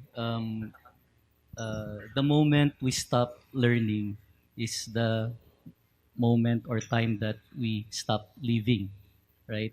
So I think it's very important to innovate, especially that the Philippines would like to project itself as maybe the next Singapore, to be the preferred seat of arbitration in international arbitration cases. So that's how important it is, and I think we're already making headway towards that direction. Thank you, Attorney Ian. And so do we go through one? Prof. Mario? Oh, okay. Okay, I think nabanggit ko na kanina, I think it's really very important for us to continue looking at emerging trends, because that's when we look at emerging trends, we are able to identify opportunities, we are able to adapt to changing landscapes, we are able to stay relevant to the times, and also we are able to somehow make changes, adapt to those landscapes, also to be competitive, no? So it's important to look at those trends. But at the same time, as I think I've been consistent all throughout this session, we need to look at that trend, to the emerging trend. At the same time, we have to continue to stay grounded, no? And to be cautious about not just copying what the trends are, but rather aligning it with our own national or local institutional priorities. Yan. All right. Thank you, Attorney BJ. How about you, Attorney Enrique? Yes, jumping off from what Attorney BJ said, at our firm, when we advise clients to go to arbitration, they often complain it's too costly. The fee for the institution is a percentage of the amount in dispute, and then you have to pay the arbitrator. And so we are constrained to open up other modes which the clients are readily accepting. For example, the dispute resolution board, you don't pay that much because it's basically your executives from the two disputing parties, or any combination of the other modes like early neutral evaluation or expert determination. So I think more and more the parties will take control, as I said earlier, by putting in their contracts already the ability to decide, the flexibility to decide how the dispute will be resolved, other than the traditional institutional arbitration that we have become accustomed to. So I think that is the trend, and so it will force the institutions, to shape up or be lost, in the future of arbitration. Thank you, Attorney Enrique. And Prof. Mario? Well, I requested that I be the last speaker. All right. Makes sir. it very easy because I will just be adapting what they... Well, anyway, what's important really is for us, human beings, to take control, especially when we talk about technology. Because the fear right now is that there may come a time that the robots will become self-aware. And there was a mention earlier by our moderator about a Terminator reference. And as we all know, in that Terminator thing, the robots would like to eliminate the humans. All right? And that's the thing. And this early, even in dispute resolution, we should take control. We should take control of our emotions. Let us not be violent rather than rather than go to war or go adversarial. It's it's better to talk because there is always a way for us, a way how we can live. No, and this is only possible by using the peaceful procedures. Because as I have said, there are also other procedures aside from the peaceful procedures. And we have to learn as much as possible all of this, try to combine them, we create new modes, etc., etc., and that will fit particular situations because that is the practice outside the country. So, okay, so ayun, and dito pumapasok yung OADR. And that's why gusto ko ng OADR, panay ang pagtuturo sa lahat. And time will come. Pag may nabanggit ka sa mga dispute resolution procedures sa kanila, abay, lumulundag eh. Ano yun? Okay? Thank Alright. you, Anyway, Prof. ako na Mario. huli, no? And yeah, that's actually a beautiful tying up of our discussion today. So first of all, I'd like to thank our panel for being very game and for answering all our questions. But we will have a final question. And my final question will be, I saw that there was still time to do this, so please indulge me one last time. My final question would not be a question, but it would be a 1-minute message each to our crowd. Ano po ang gusto nyong masabi sa crowd natin right now who is patiently sitting down and listening to us talk about the emerging trends of arbitration from our different sectors? Ano po kaya yung masasabi natin sa kanila? In terms of commitment, in terms of promises, into what our institutions will be heading to in the next few years. Yeah, sorry po, Attorney BG. Akala ko age before beauty. And beauty, ngayon beauty na. Okay, sige. Okay, so beauty first, the joke. Okay. No. I'll just start with ano po. Siguro, I understand you must be very hungry at this point.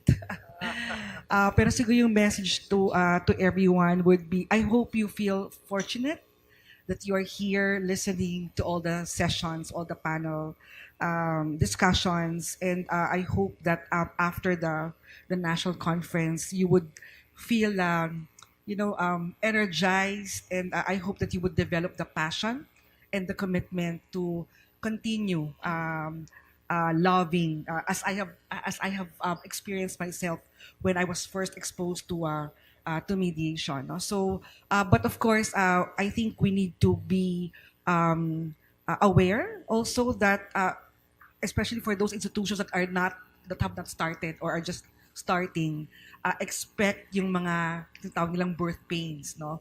So I hope, as I think ED Irene has done so in the OADR, no, medyo you need to overcome those birth pains, no, and also to manage, no, the challenges, no, as we continue to promote, no, the use of different ADR modes, no, in the country, in your respective institutions. Siguro mas yun lang. Thank you, Attorney VJ. Next, Attorney Enrique. Ako din, I'd like to commend the OADR. No? Kasi before the OADR, parang hindi masyadong napag-uusapan ang ADR sa Pilipinas. And so, to all those present, it's a good move to attend. No? Because you're helping the OADR to spread the word about ADR. And I think that's the message. No? Let us help the government, which is basically institutionalizing all of these reforms. We've heard all of the reforms earlier. And the OADR is spreading it, teaching everyone the skills necessary.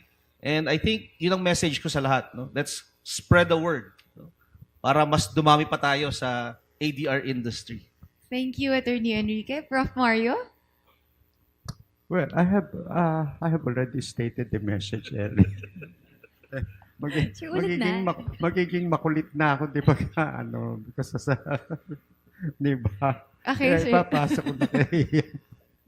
Sige po, Attorney Ian. Okay, thank you again. During the previous leadership of in the IBP of Attorney Bert Estrada, the IBP entered into a memorandum of agreement with the OADR.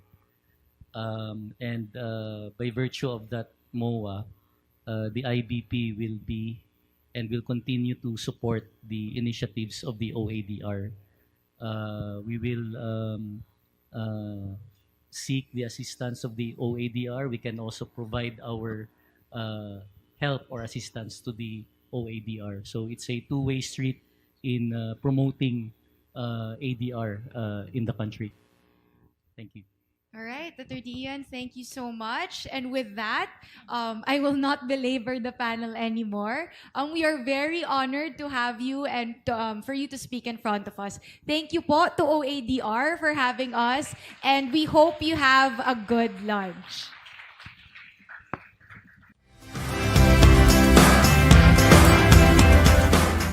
Sigurado ako na marami kayong napulot na aral mula sa aming OADR Advisory Council at syempre dahil na din sa mahusay na pag-moderate ng session ni Attorney Louie Mauricio. Take note unang session pa lamang po natin yan. At hindi na po namin patatagalin pa, tumungo na po tayo sa ating susunod na session na pinamagatang Future of ADR in the Private Sector. Kasama natin dito sina Attorney Jared P. Amoroso, Senior Vice President ng Philippine Institute of Arbitrators, Ms. Mia Teresa Q. Corpus, Executive Director ng The Conflict Resolution Group Foundation Incorporated, Attorney Teodoro Alejandro Y. Calo IV, Senior Partner ng Calo Prasad and Hofilenya Law, Attorney Salvador S. Panga Jr., Vice President for External Affairs ng Philippine Dispute Resolution Center Incorporated, at si Attorney Maria Araceli Habaradas, Professor ng Ateneo de Manila University School of Law. Sa session na ito, pinag-usapan ang mga plano upang mas mapalawig ang paggamit ng ADR sa pampribadong sektor. Kaya sabay-sabay na po nating panoorin ito. Okay, hi! Good afternoon, everyone. Hi! So, we trust that everyone has number 5, di ba? You said number 5 energy. So, when we say good afternoon, can we hear a very energetic and loud response? Good afternoon? Yan, okay. Alam mo, Attorney Mia, kanina nga we were discussing, sabi no, lagi Mia ko lang po, sorry. Mia, kanina we were discussing, there's never really a good time to listen to any talk. Okay, if you're the first, kakagising nyo lang. If you're the second one, magla-lunch na. Alright? And then after lunch, all the blood is in the stomach. And then if you're the last one, gusto na namin umuwi. So, you just have to deal with it. Okay, I hope you enjoy this session. So again, our session is on the future of ADR in the Philippines. And we are excited for you to meet our panelists who we invite on stage right now. And these are influential people in the, of course, in the field of ADR who have been here with us, you know, since the very beginning. Why is it that I feel the stage is moving? Wala no. Okay. Hopefully there's no cause for concern, no? Okay. Right. All right. So let's introduce our first panelist. Okay. I am privileged and excited to introduce the first member of our panel. He's Attorney Teodoro Alejandro E. Calao IV, Attorney Teddy. Attorney Teddy is a mentor of mine. Not to reflect any age, but he's been a mentor to a lot of practitioners in the ADR community.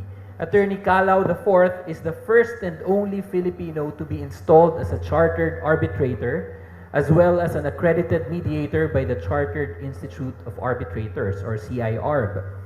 As the President Emeritus of the Philippine Institute of Arbitrators, he is also among the youngest to be elected a fellow of CIARB, PIARB, the Singapore Institute of Arbitrators, Institute of Arbitrators, and the Asian Institute of Alternative Dispute Resolution, or AIADR. A practicing attorney since 1998 and senior partner of Calao, Prasad, and Ofelenia Law. He is a member of the Bar of the Philippines, New York State, and the United States Supreme Court, and a professor at the Ateneo Law School. Let us all welcome Attorney Teddy Calao. Thank you, Jared, and good afternoon, everyone. All right, so we have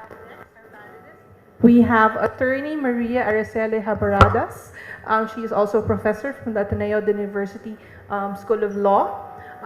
Attorney Araceli Habaradas is an internationally trained mediator, having earned her Master of Dispute Resolution from the University of New South Wales, Australia, and earlier an accreditation as an associate mediator of the Singapore Mediation Center.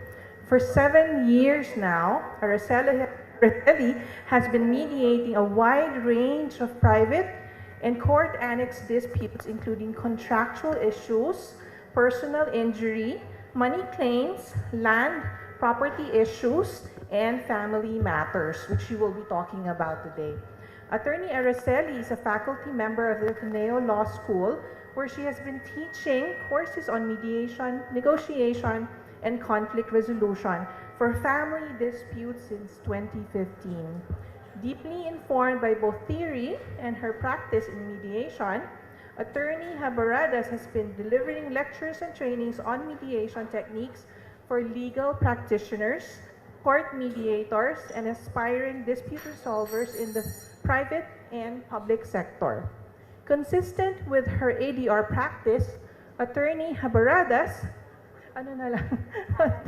Attorney Ara, continues to engage in her legal advocacy and policy development and restorative justice, especially for children in conflict with the law. So, welcome, Attorney Ara. Magandang hapon po sa atin lahat.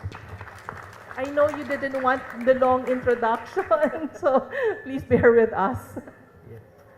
And the last member of our panel is another mentor. I met Attorney Salvador Panga Jr., Attorney Boyet as we call him, through the PDRCI, I think. And since then, I think I've appeared before him and alongside him in an arbitration. So I'm honored to be introducing him to everyone. Attorney Salvador Panga Jr. is the Vice President of the Philippine Dispute Resolution Center, Inc. Before shifting to full-time ADR practice, he was a partner at a law firm specializing in construction and commercial ADR. He has served as sole arbitrator, chair, or tribunal member in domestic and international arbitration proceedings involving construction, mining, telecommunications, insurance, franchise, logistics, power, petroleum, tax, intellectual property, distributorship, shall I go on? Information technology, advertising, and public procurement. He has also been engaged in development consulting since 2002. Attorney Panga received his LLB from the University of the Philippines and his LLM in Dispute Resolution from the University of Missouri, Columbia. He served as chairman of the OADR Advisory Council from 2021 to 2023. Ladies and gentlemen, Attorney Salvador Panga Jr. Thank you, Jared. Good afternoon, everyone. Okay, we only have 1 hour to tackle this very diverse topic, the future of ADR in the Philippines. What do you expect from our panel? Let's do it this way. We will have Attorney Teddy give us an overview of what he sees are the maybe trends in ADR in the private sector. He will give some of his thoughts on these matters, and then we will have the members of our panel tackle some specific developments in ADR, and we will end with what they think, what they see as the future of ADR in the Philippines. All right? And to put it a little twist, no, Attorney Jared, if you will allow me, if the OADR will also allow me, no, para naman hindi lang kaming lima yung nag-uusap dito, we welcome everybody in the room, no, because I'm sure this is a very difficult time after lunch, right? And everyone's focused on, like, who passed the bar. So congratulations, right? Yes, congratulations. So yeah, we welcome, you know, anybody who would have questions also to, you know, to please come up also, and we can give you the microphone. All right, so Great. Okay, let's hit the ground running. Attorney Teddy, may we invite you to share some of your thoughts. What are things that you presently observe in Philippine ADR, and some of your thoughts on where it may take us. Okay, well, since we're focused on going forward, no, particularly ADR in the private sector, it's of course very hard to have a wizard's ball beyond 3 years. But I think that going forward, there will be 3 dominant themes of how ADR will be in the next 1 or 2 decades. The first of those themes, I think that all practitioners should note, will be the theme of innovation in 3 ways. First, when it comes to choice, we're seeing more and more users now not just resort to ADR, just one part like mediation or arbitration. We're seeing them look at first scaling ADR, not just the possibility of doing mediation or arbitration alone, but both, or adopting more distinct process that are appropriate for their context, like in construction, dispute avoidance board. So we're going to see a lot of customization there in terms of choice. The second area of this theme where I think we're going to see a lot of innovation necessarily because we're a developing economy is on the impact of how ADR will impact productivity in terms of cost effectiveness and speed. There's been a lot of them at present. The first movers in ADR were really the big firms who wanted an alternative to the slow process of litigation. But as we see more and more users get comfortable, not just with arbitration, but mediation and other facilitative process, we're going to see fees go down primarily because there will be more service providers, which I think that's a good thing, because not only will it be more cost effective for service providers, because you have a bigger pie, you're going to have more opportunity for neutrals, specifically arbitrators and mediators. I think, however, where in terms of productivity, ADR will see a lot of changes. Speed. This, I've seen in 2 decades, the pace of arbitration in particular go really, become really compact. Now, in SIAC, you have to finish within 6 months of your terms of reference. And most arbitrations now are done within a year, at least most domestic.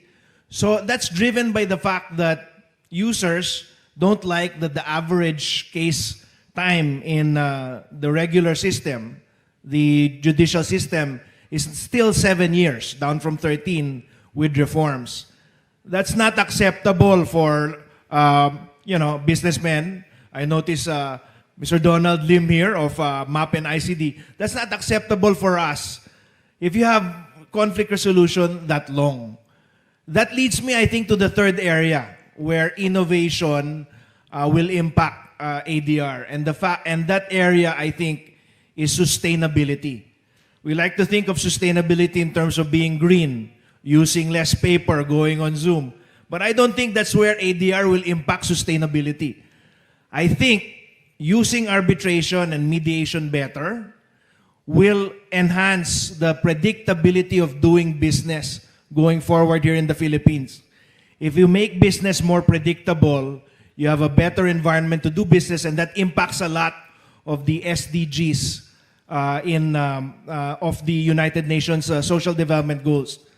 So in terms of social equity and in terms of inclusiveness, I think innovation will spur real changes in how we do ADR going forward.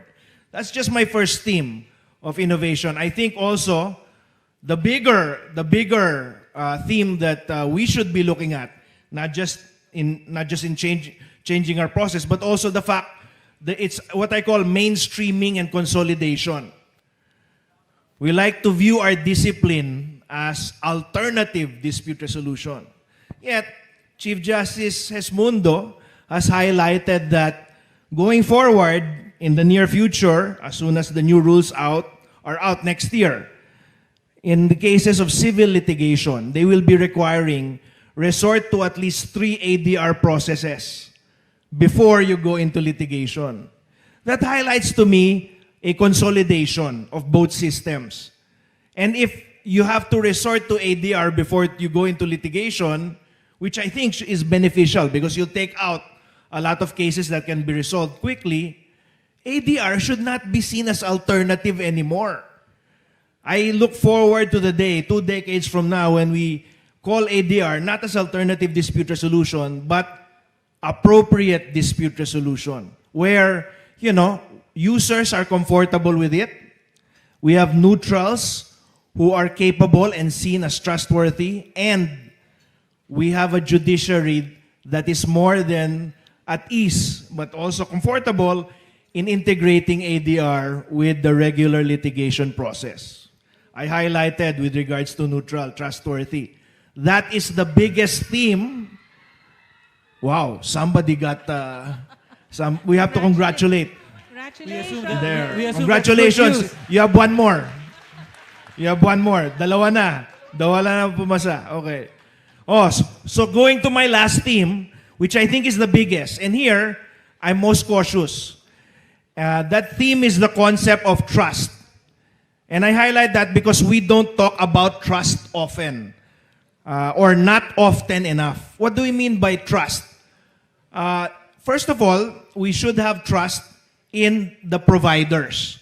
For arbitrators, you're only as good as your last arbitration. Because of the growing demand for ADR services, we are going to end up with people who should not be arbitrating. But more so also with mediators. Why? Because unlike arbitrators who can rely on systems to get appointments, with mediators, it's all about providing trust, either with the mediator or the institution. I'll be the first to admit now, there's very little commercial mediation. All of my mediation practice arises because of my consulting practices when I set up working boards with families. Families are the one who approach me, not because I'm a member of ICD or another service provider, but because they're comfortable with me. A lot of mediators have to understand that if we're going to build a business, they're going to have to get credibility as mediators themselves, or you are going to have to build a very credible system like what IPO Phil has. But simply training mediators will not get you new business. So trust is very important both ways. Now I'm going to get a bit controversial. It's not just trust on the user side. Particularly in arbitration, it's also trust on the advocate side. Unfortunately, there are law firms who are very used to down and out nuclear war litigation, which is usually not the case or not the norm in arbitration. So when they adopt those tactics, internationally there is even a term for it, guerrilla tactics.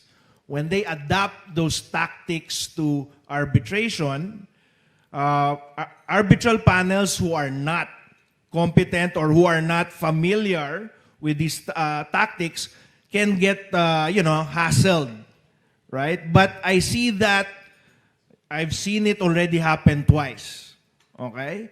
So that's something we should look out for because you also have to build trust in the process. If those who use arbitration or mediation, particularly like before, when it was starting out mediation and the lawyers would still argue, not knowing that mediation is interest-based, if users see it as drawn-out position-based, and necessarily that's the case in arbitration, but if it's drawn out the way usually lawyers in litigation who are used to guerrilla tactics bring it here, it's going to destroy trust in the process. So we have to build, awareness against that. And I'm happy that many courts have that. For example, if the courts, I've had an arbitration where a court has been sought injunctions 3 times. And each time it's denied it precisely because the guerrilla tactics have been organized. We're at that point where arbitration in particular and mediation with more known providers is also going there, where it's becoming really popular. I'll just give you an example. All of us here, the 5 of us here, just to show you how much of a norm it is now. The 5 of us here were invited by OADR, yet 3 of us here, Boyet, me, and Jared, we're in one arbitration panel. Haluan nyo na lang kung sino chair. That's how much arbitration is becoming the norm now. But we have to protect it.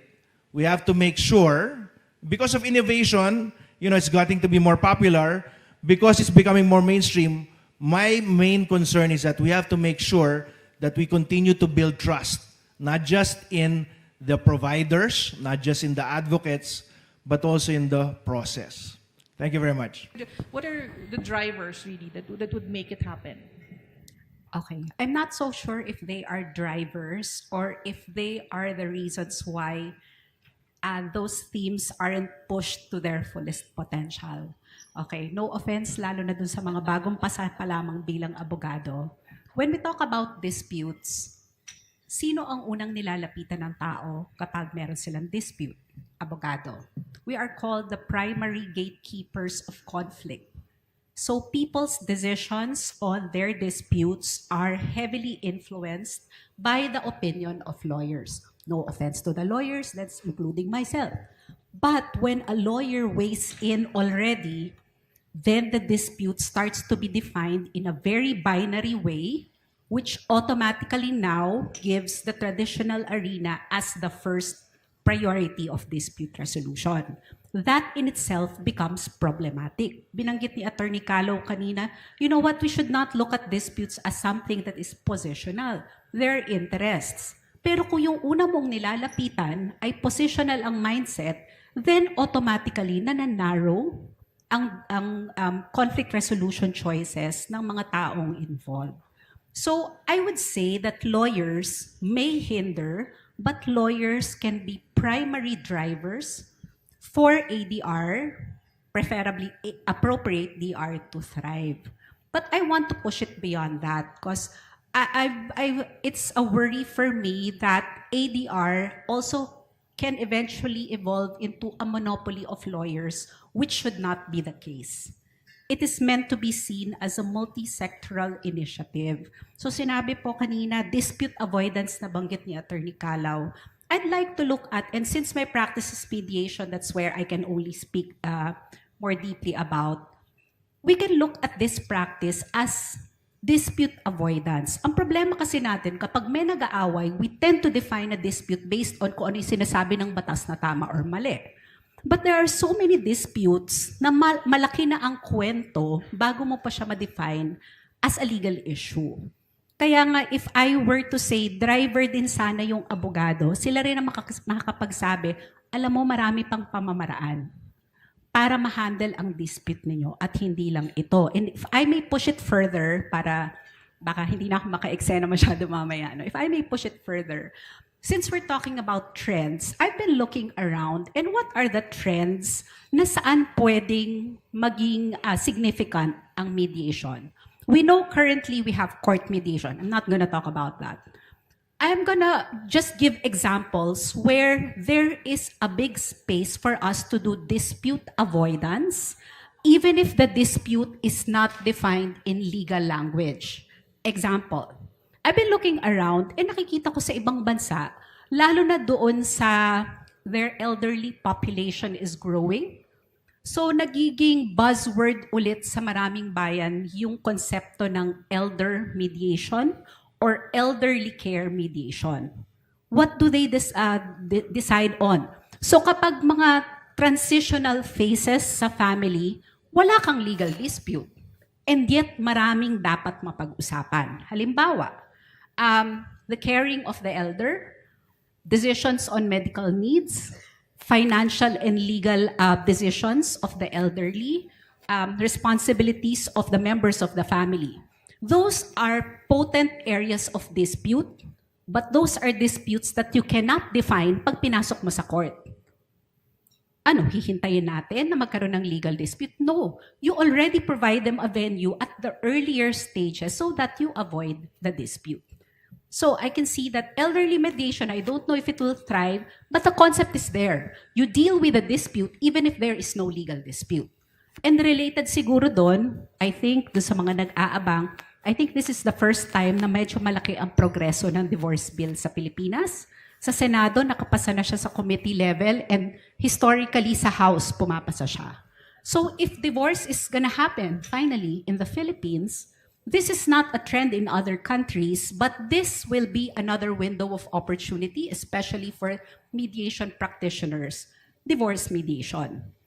And for me, this is a potent area of dispute. Kahit hindi magkaaway ang nagde-divorce, maraming mga bagay na maaari nilang pag-awayan moving forward as co-parents. So why not set a space for them to deal with all the potential areas of dispute, diba? Such as parenting arrangements, kailan pwede hiramin ni lola at lolo yung bata, and so on.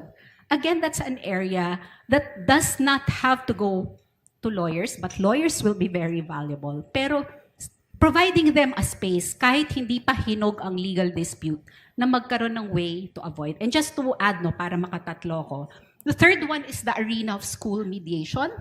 Diba? There are so many disputes happening within the educational sector that can be handled by school personnel, and the trend in other countries, even the students are trained to become peer mediators.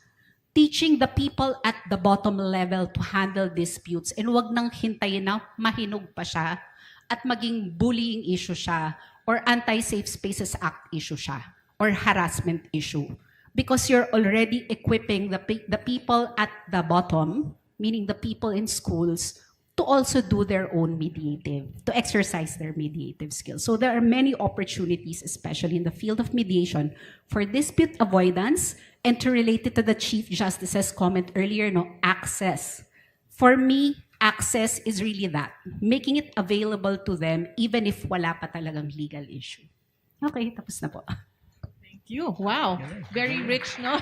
Right. Mia, I especially liked what Attorney Ara reflects on regarding things that she observes in the mediation sphere. Because, and this brings me to my next point, I think it hints at early dispute resolution, dispute avoidance. And I think I've heard or maybe read somewhere that the future of ADR actually is EDR. It's early dispute resolution and dispute avoidance. I wanted to get our next panelists' thoughts on that point. Is EDR, early dispute resolution or dispute avoidance mechanisms, something that you are seeing that parties have been adopting? Is it a trend that you are seeing? Maybe dadagdag ko na rin po, Attorney Boyet, because things that come to mind when you talk about EDR, dispute avoidance, would be maybe you have heard about it, yung dispute boards and yung multi-tier dispute resolution clauses. Dun po muna, maybe even sa dispute boards, maybe you can give a backgrounder as well to our audience. Thanks for that question, Jared. I can sense that there is quite a bit of interest in processes such as dispute board, particularly because there has been a significant emphasis not only in this administration, but in the previous administration on infrastructure. It has to do with the emphasis in the past administration of the BBB, the Build, Build, Build program, which has now morphed into the BBM program, the Build Better More. Just to provide some context on this issue, and to explain how dispute boards are now becoming of significant interest to practitioners. I was reading a press statement or a presentation by the Bangko Sentral made earlier this year, and it about the BBM program, and it latched onto the projects that are in the pipeline, either ongoing or in the pipeline for government agencies that it identified. The first one is the Department of Energy. The Department of Energy is currently planning to transition from conventional energy sources such as coal, oil, petroleum, etc., and slowly transition into a more renewable energy-based energy sources. It has identified a need for investment in the amount of approximately 153 billion US dollars. Of that amount, approximately, I think 95 billion is supposed to be spent for construction of power plants in the renewable energy sector. A further 10 billion is supposed to be for the construction of new plants in the traditional or the conventional sector.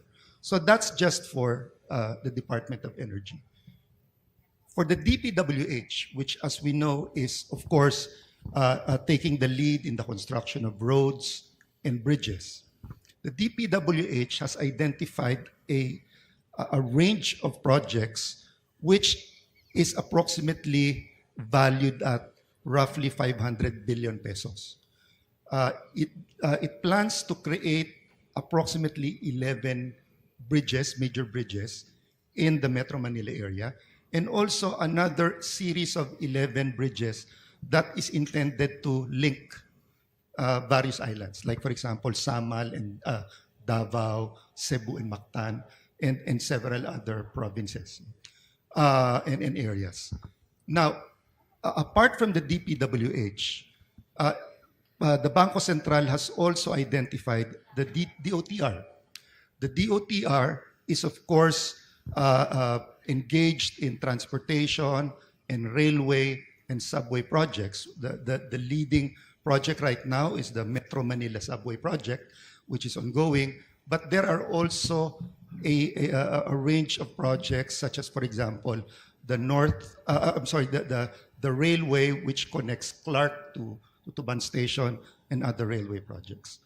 And then you have the PPP, the Public-Private Partnership Center, and it has identified that it has already awarded approximately 287 projects with a value of approximately 2.3 trillion pesos, with another 87 projects in the pipeline, which is valued at 2.9 trillion. So given those numbers, and with a realization that these kinds of projects are high value, extremely complex projects that require a convergence of coordination among multiple trades, like civil works, mechanical, electrical, etc., all happening in tandem.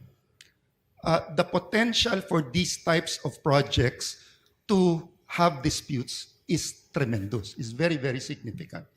And considering that these types of projects have to be, are under great pressure to be completed on time and on budget, you require dispute resolution mechanisms that are able to address disputes very, very efficiently, and in fact, ideally, to head off disputes even before they happen. And that is the dispute avoidance function. And the reason why dispute boards tend to be more attractive than the other modes that we are familiar with, like arbitration, mediation, and even litigation, is that the feature typically in dispute boards is that the panel members are appointed at the start of the project on a standby basis. The idea is that they are engaged by the parties to be on standby at the start of the project and are engaged for the life of the project. So if, let's say, the project is for 4 years or 5 years, they are supposed to be on board that time as part of the project team. And they have several duties, the most important of which is, number one, to be at all times familiar with the progress of the works. The parties, on a regular basis, sometimes monthly, send them progress reports to apprise them of the status of the projects, and they are required by contract to undergo regular site visits. The idea is for them to remain current on the project, and because they are experts, they are expected at a given moment, any given moment, that if the parties send to them a notice of dispute, okay, they would then be in a position to immediately come over and resolve the dispute because they are familiar with the antecedents of the project. Remember, the disadvantage processes like arbitration and litigation encounter is that they are typically backward-looking. They come into play only after the dispute has arisen. And if you are talking about high-value, extremely complex projects like infrastructure of the magnitude that I've described, then by the time the neutrals come in to analyze the problem, a lot of things have happened. They would have to analyze volumes and volumes of materials. A lot of executive time and technical manpower will now have to be devoted to preparing for the case rather than to resolve the problem, and more importantly, to proceed with the project. And that has been why dispute boards have been so effective in other countries, and that is why there is a significant interest in that kind of range of activities right now. So basically, the idea there is for the dispute boards to be proactive because of the requirement for them to do regular site visits.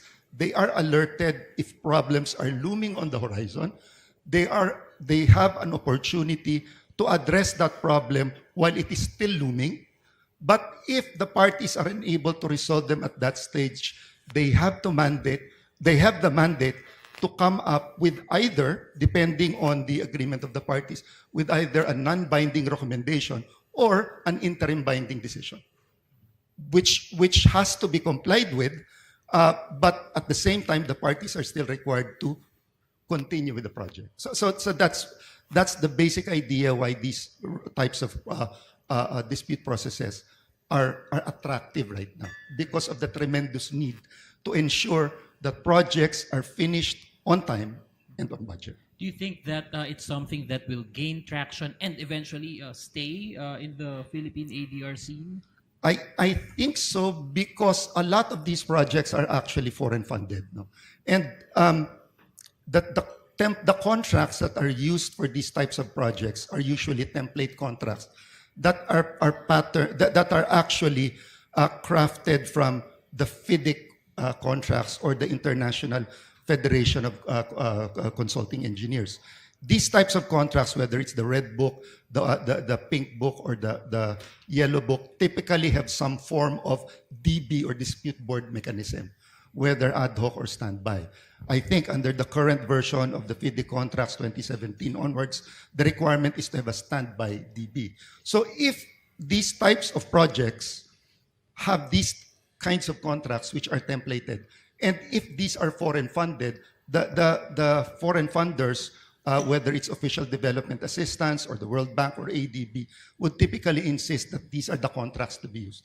And since these contracts have DB processes incorporated as part of it, then that certainly will create the need as well as the interest in these types of activities.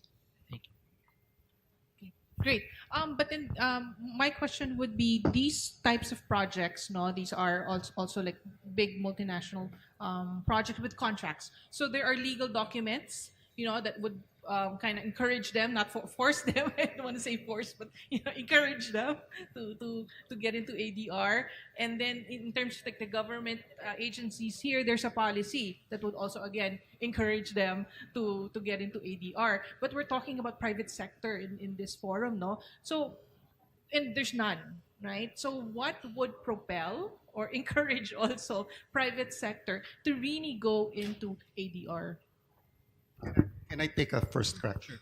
Well, for the private sector, it's always important to ensure that ADR clauses are incorporated into any agreement. I mean, the main problem we have as in our field, and of course Jared and Teddy are very familiar with this one, is that it's going to be very, very difficult to have a party agree to an arbitration process if there is no arbitration clause at the outset.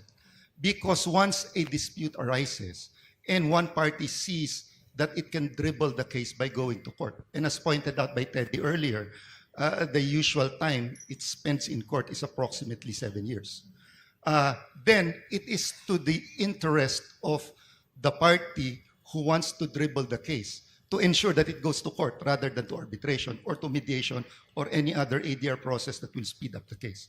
So the essential thing is to ensure that there is an ADR clause incorporated into any commercial contract or any type of contract between the parties. And this is also particularly important for people who would want to have a future in ADR practice. I mean, I'm constantly being asked, how do I transition into becoming an arbitrator? I've been doing this different type of work. How can I be an arbitrator in the future? The first advice I give is, apart from the usual things like you have to study, attend seminars, etc., the important thing I always tell them is to ensure that your contracts have ADR clauses. Because right now, the vast majority of disputes end up in court. There are approximately 800,000 to 1 million cases pending before Philippine courts every year. Although the courts are able to resolve approximately 300 to 400,000 cases, every year, approximately the same numbers come into the pipeline as new cases. So there's very little movement in reality insofar as reduction of caseload is concerned. Now, the overwhelming majority of cases always have to be criminal. Approximately 80% are criminal. But the remaining 20% can be civil, and although a large part of that it cannot be arbitrated, like, for example, family disputes, there's still a large portion that can be referred to arbitration if there is an arbitration clause. But unfortunately, right now, I would be surprised if there are 1,000 new arbitration cases every year here in the country. The numbers would appear to be far lower. And so long as the numbers remain very small, new practitioners cannot hope to compete with established practitioners like Teddy and Jared, because the same party autonomy that allows parties to select them, the newbies, as arbitrators, is the same party autonomy that will prevent them from being selected and have people like Jared and Teddy selected as arbitrators. So basically, that's my insight. Any of the panelists would also like to share? Maybe if I may footnote, no, because we're talking about disputes there that arise from existing contracts, but a good amount of disputes do not find themselves taking off from contracts, well, except for marriage, as a marriage contract, no? Maraming disputes nangyayari hindi dahil meron silang initial na arrangement. And in those cases, I think what can help further ADR is to make the services available to more people and for them to be more aware that, hey, hindi lang pala kailangan sa law firm ako kumatok para magawa ko to. And I hope that there will be more practitioners in the future who will open dispute resolution services, which should not be the monopoly of lawyers, so that when people are aware, ay, may iba pa pala akong choice. Diba? Then that way, they will consider it. And I think ADR is a practice that is self-promoting. Ito yung sinasabing, no one would want to try it, but if you've seen it or experienced it, then you might want to try it again. And the best marketers are those who experienced it. So medyo, I'm talking about non-contract-based disputes. You want to say something? Yeah, well, taking off from Attorney Ara, no, with regards to this, I fully agree with her on us preventing monopolization of ADR, but I'll be a little more controversial. I see ADR as a separate profession in itself. And I think we should look at it with that going forward. Now, this has implications. When you say ADR is a distinct profession, you're not just looking at the law curriculum. You also have to provide syllabi and professional training and education of ADR as a distinct profession in itself. And I think we should look towards that. I don't think it will hurt lawyers if we see ADR as a separate profession because as a result of Cayetano versus Monsod, we have the most expansive legal practice in the world, di ba? You can be a lawyer businessman, lawyer economist, lawyer plumber. Siyempre, you should see ADR not as a part of your profession, but as another profession that you practice in. I highlight that, second of 3 points. I highlight that because another unsaid reality that we have is in this space is that, for lack of a better term, we are a bipolar. Our reality is that we have always been a bipolar profession and we should avoid that. What does bipolar mean? Mediators, in order for you to be very successful, you have to be, first and foremost, you have to have emotional intelligence. You don't need to have emotional intelligence to be an arbitrator. That's why we have judges who retire, or justices, who do really well as arbitrators, but really foul up as mediators. I know of really well-known arbitrators who I would not want to get as a mediator from their behavior patterns, diba?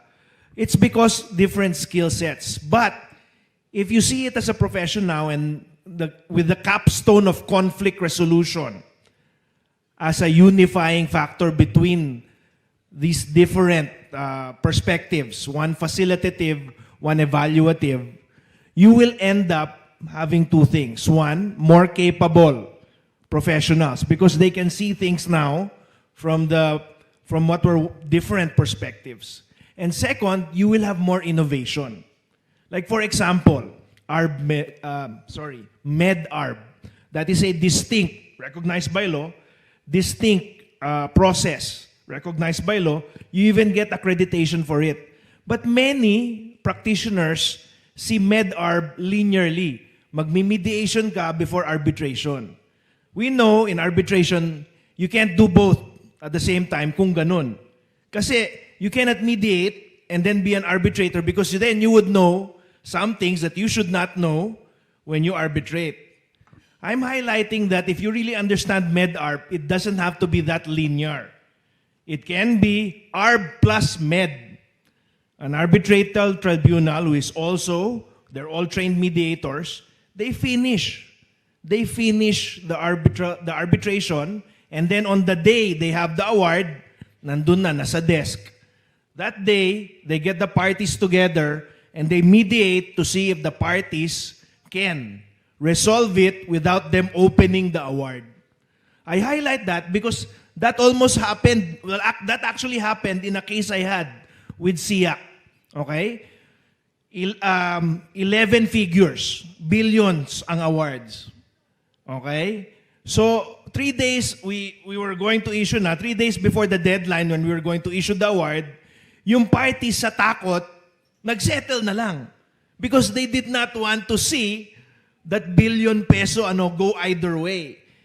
The award itself is a strong incentive for the parties to ask, look, if the award is coming, can we try to settle this by ourselves? So I think, rather than the traditional linear na MedArb, where you have a different mediator and arbitrator, there is promise. If we see ADR as a separate profession, there's a promise to innovate and promote ARB plus Med in the Philippines. That's just one example, I think, that we can do if we really see it as a distinct profession here. Thank you. Thank you, Teddy.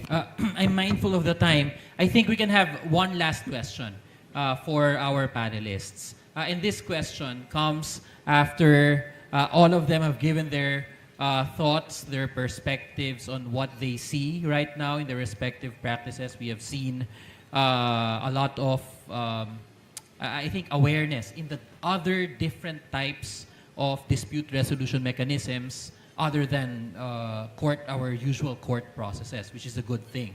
My question to the panelists right now, and you can answer this either way, is what do you think should not be in the future of Philippine ADR / what do you think should be in the future of Philippine ADR? You can answer it whether in the not version or in the what should be.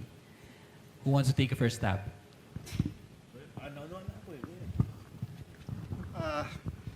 I'd like to approach it from a narrower context, no, because I'm basically an arbitration practitioner. So I'd like to give my input from the context of arbitration.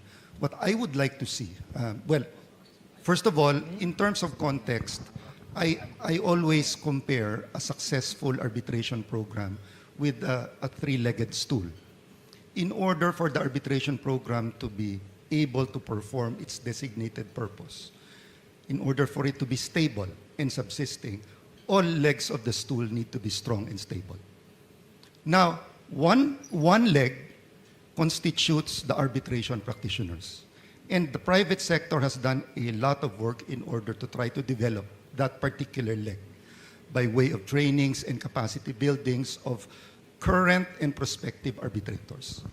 Now, the second leg consists of the appointing authorities and the administering institutions. And the private sector has also done a lot of work to try to improve that. I mean, we in the Philippine Dispute Resolution Center have taken have undergone a lot of effort, like our secretariat has undergone a lot of effort to ensure that the rules are consistent with generally accepted arbitration rules worldwide, that the processes are made systematically and within an efficient and regulated time period.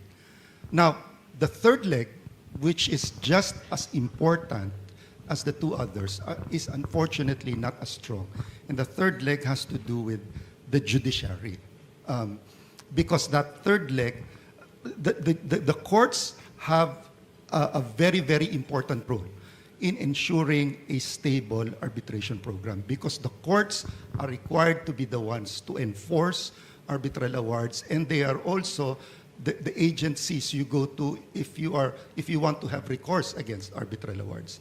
So it's important for the courts to know what exactly are the responsibilities insofar as enforcing arbitral awards or resolving disputes relating to arbitral awards is concerned.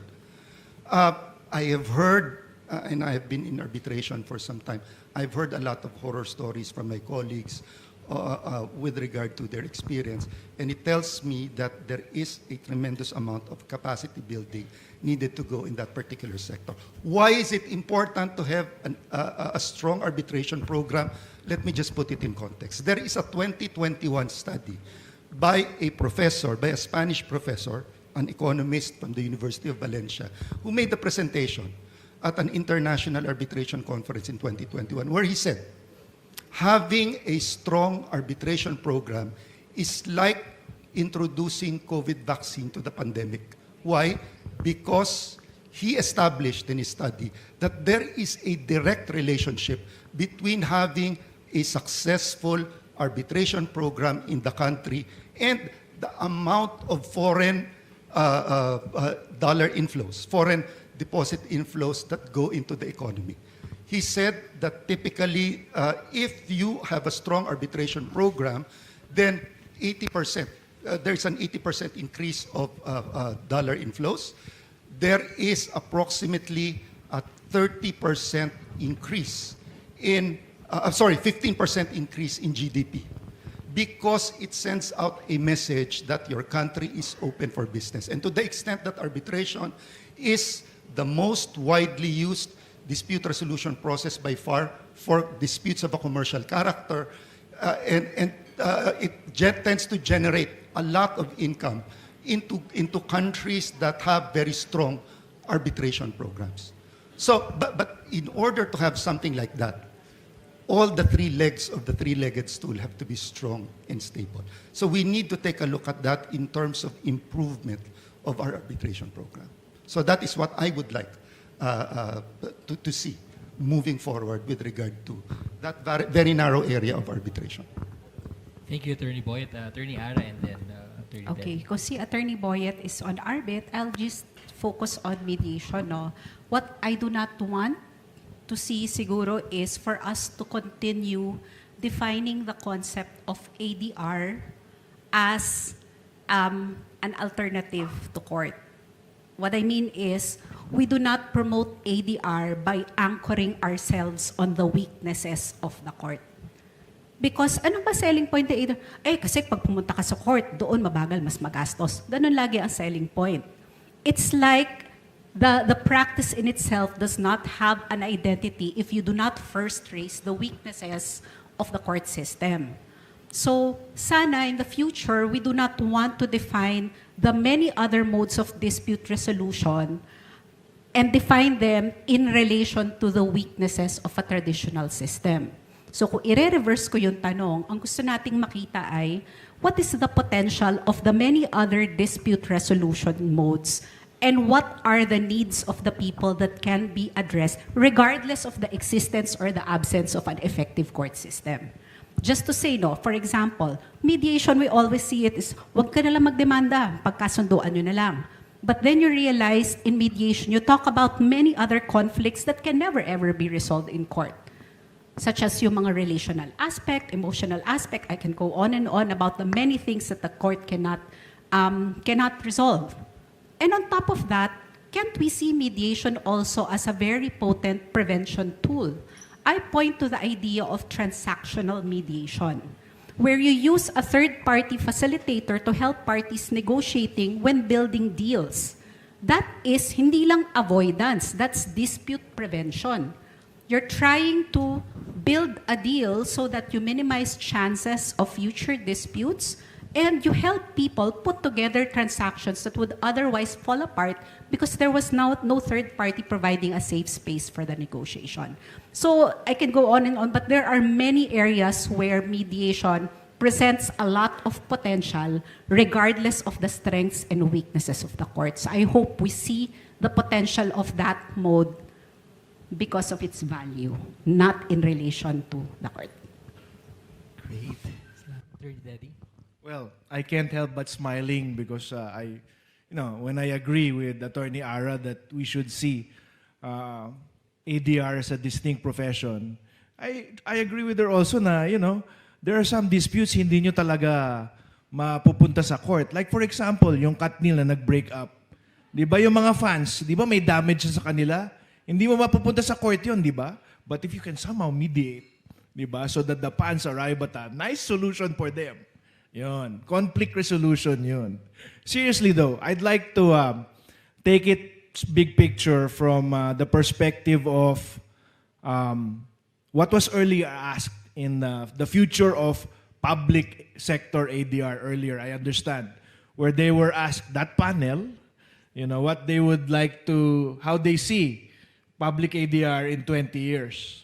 You need to close your eyes. Hindi, sa atin naman, siguro naman 20 years, good chance na buhay pa tayo, di ba? So I'd like to do that. In 20 years, how do you see private ADR? I have hope and a warning. Hope and a warning. I have really strong hope because there is so much incentive to innovate.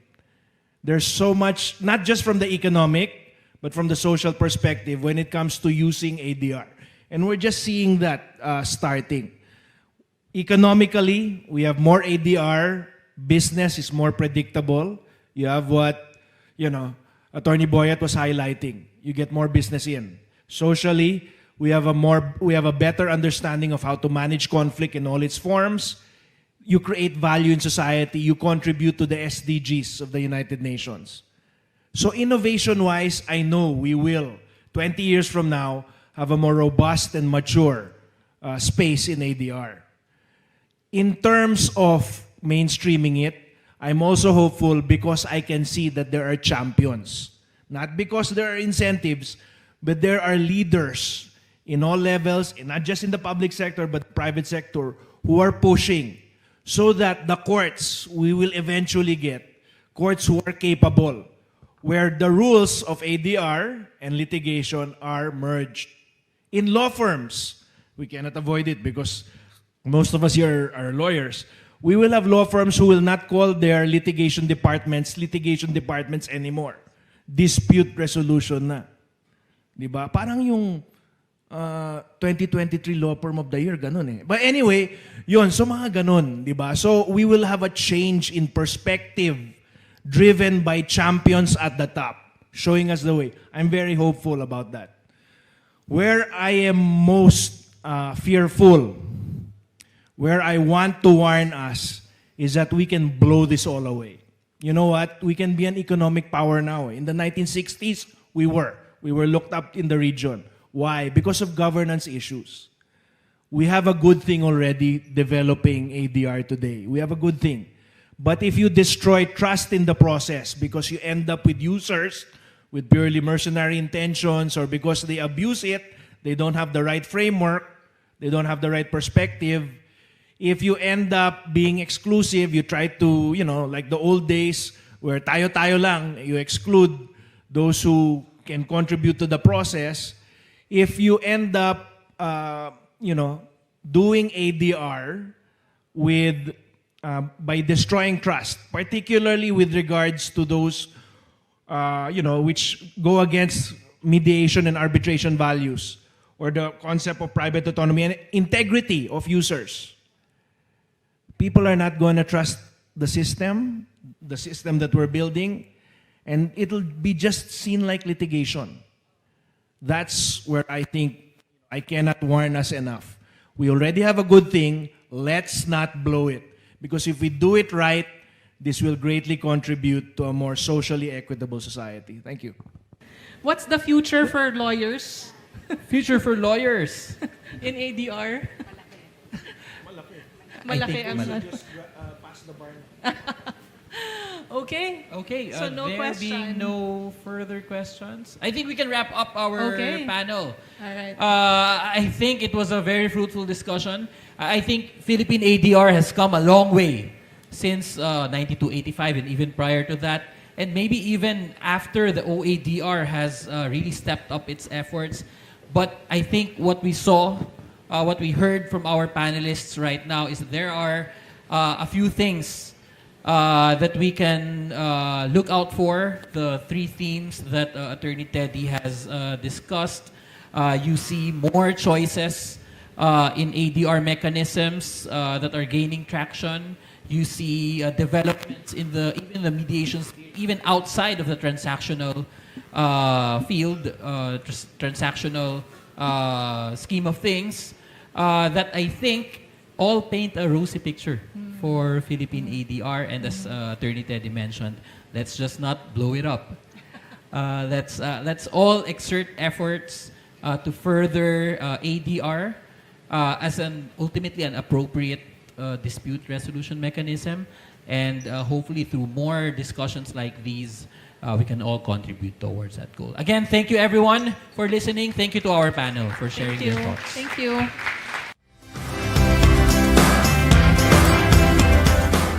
At ayan po ang ating naging usapan patungkol sa future of ADR sa private sector. Talagang masasabi natin na we have much to look forward to from our private ADR experts dahil sila naman talaga ang masasabi natin na isa sa mga haligi ng ADR sa ating bansa.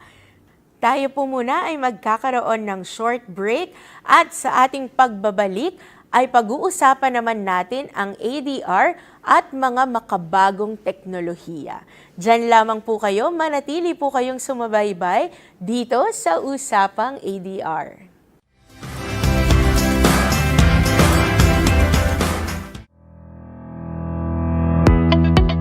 Are you an alternative dispute resolution practitioner conducting mediation, arbitration, or any other form of ADR mechanisms?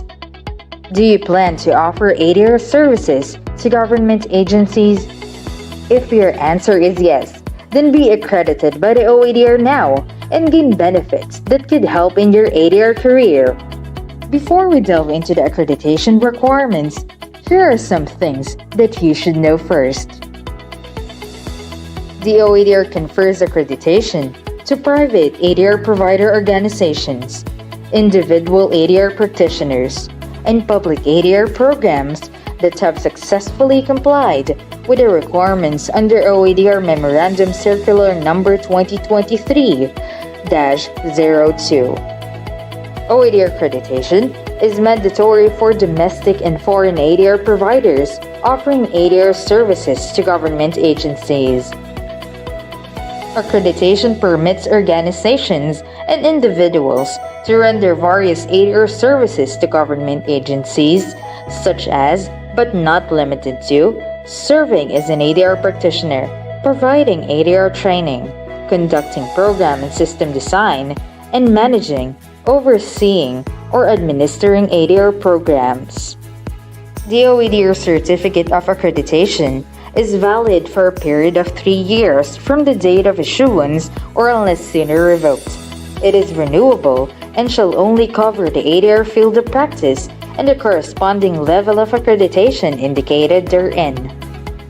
Any certification or accreditation granted to an individual ADR practitioner by an OADR-accredited private or public APO shall be recognized by the OADR for the period within which the said APO or ADR program remains accredited. Accredited private and public APOs that intend to offer ADR training to government agencies are required to obtain approval from the OADR at least 1 month prior to the intended training date. Now we're ready for the requirements. Here's what you need to prepare to get your accreditation. For private ADR provider organization,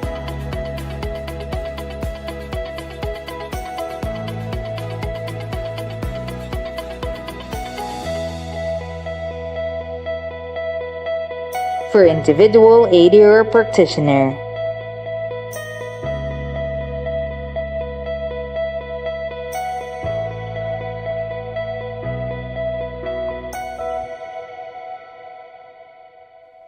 for public ADR program,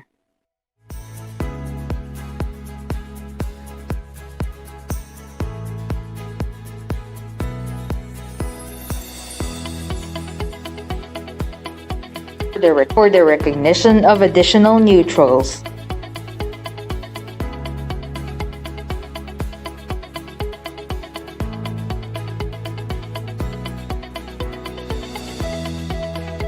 and for the approval of training program.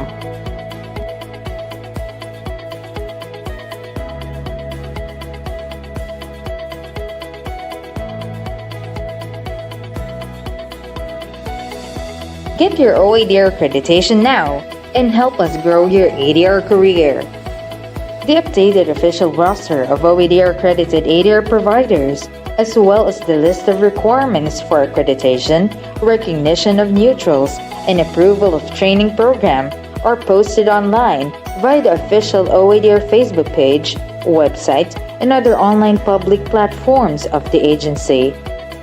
For any questions and concerns on OADR's accreditation services, you may visit the OADR official Facebook page or email us at acd.oadr.doj@gmail.com.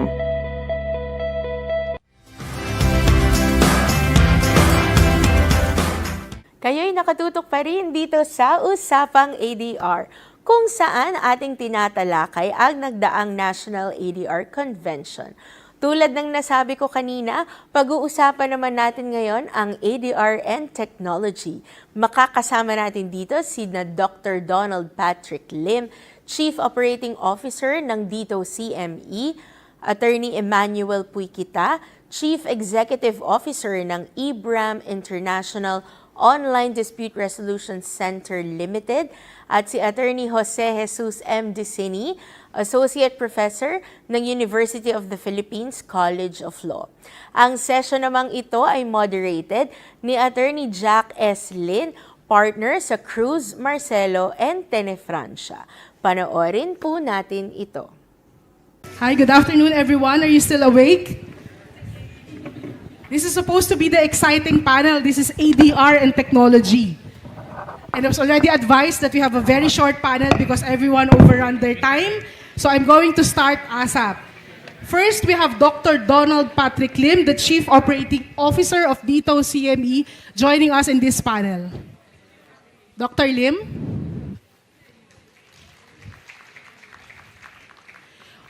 Next, we have Attorney Emmanuel Puiquita, the Chief Executive Officer of IBRAM International Online Dispute Resolution Center Limited.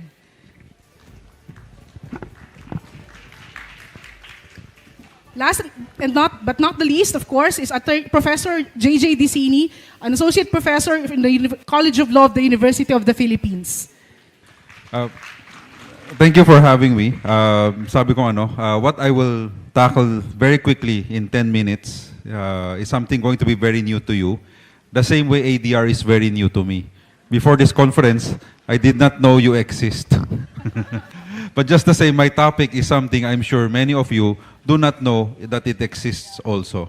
So I'm going to share with you what I call dispute resolution in the age of Web3. Next slide. So we have already evolved. No? So I've been in the digital space for a very long time, 15 years. Nag-move na, no? Web 1, tinatawag, no? Web 1, Web 2, Web 3. We are already in the age of Web 3. So what is Web 1? So Web 1 is what you call read-only. Alam mo yung dati, di ba, yung 1999, year 2000, di ba, website. Di ba may website yun? Read-only. You cannot do anything. You just read. Right? So start website. Read-only. So that's Web 1. Fast forward, mga 5-7 years, then yun yung rise ng social media, right? Friendster, Multiply, you're familiar with it. Read, write, web. It's called Web 2. Pwede ka magbasa, but at the same time, you can post, you can put a video, you can post already. So, read, write, web, which is Web 2, right? And of course, now we are at its height of Facebook, Instagram, and also TikTok, the saturation point of Web 2. Right now, we have moved to Web 3. So, Web 3 na. Read, write, and trust, and verifiable. And that is why this, we feel, is very important to all of you. Kasi later on, if Web 3, will it really, are we still needed? No? Yun ang question. And later on, I will let you answer. Next slide.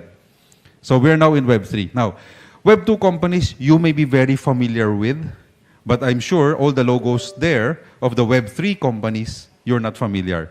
Diba? But what I can assure you is that most of the Web 3 companies that you see there, the Web 3 protocols, are going to either take over by the Web 2 companies. So they're going to be the biggest phenomenon also. The same way dati, di naman natin pinapansin ng Amazon or when Facebook was starting and all of that, right? We don't care. But right now, they have become giants on their own.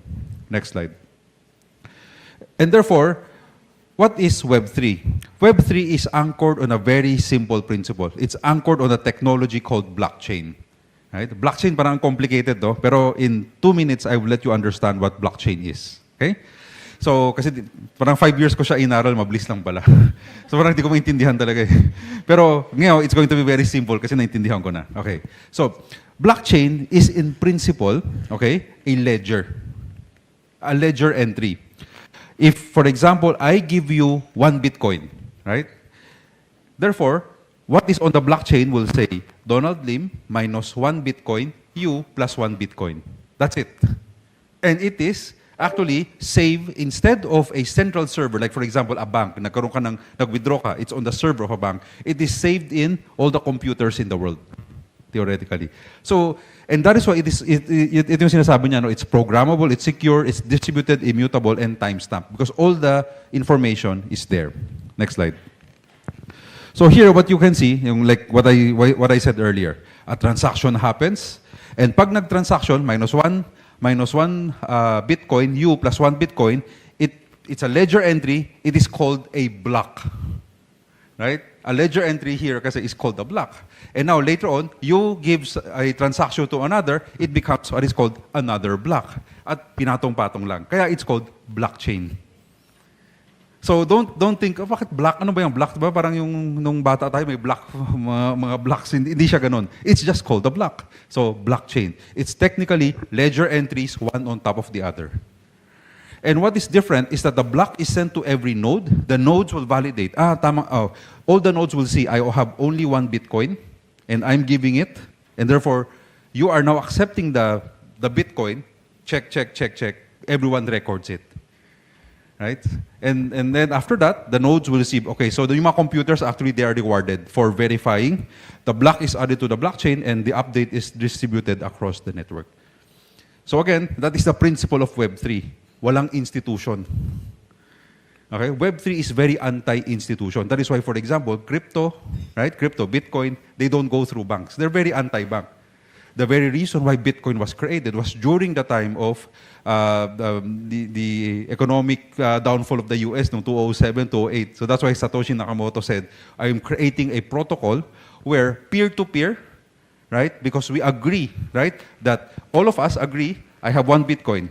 If I give you 1 Bitcoin, all of us agree, I have no more Bitcoin, and I'm giving it to that person, and she has it now. We all agree, and therefore it becomes fact. Okay? But it is recorded in all the computers rather than a single server. Okay? Next slide. I'll go through it later on. Maintindihan yan. So, the difference is that versus banks, di ba? Pag pumunta ka sa bank, biglang nakita mo may nag-withdraw. No? You lost 1,000 pesos. Sabi mo, hindi naman ako pupunta sa ATM I didn't withdraw.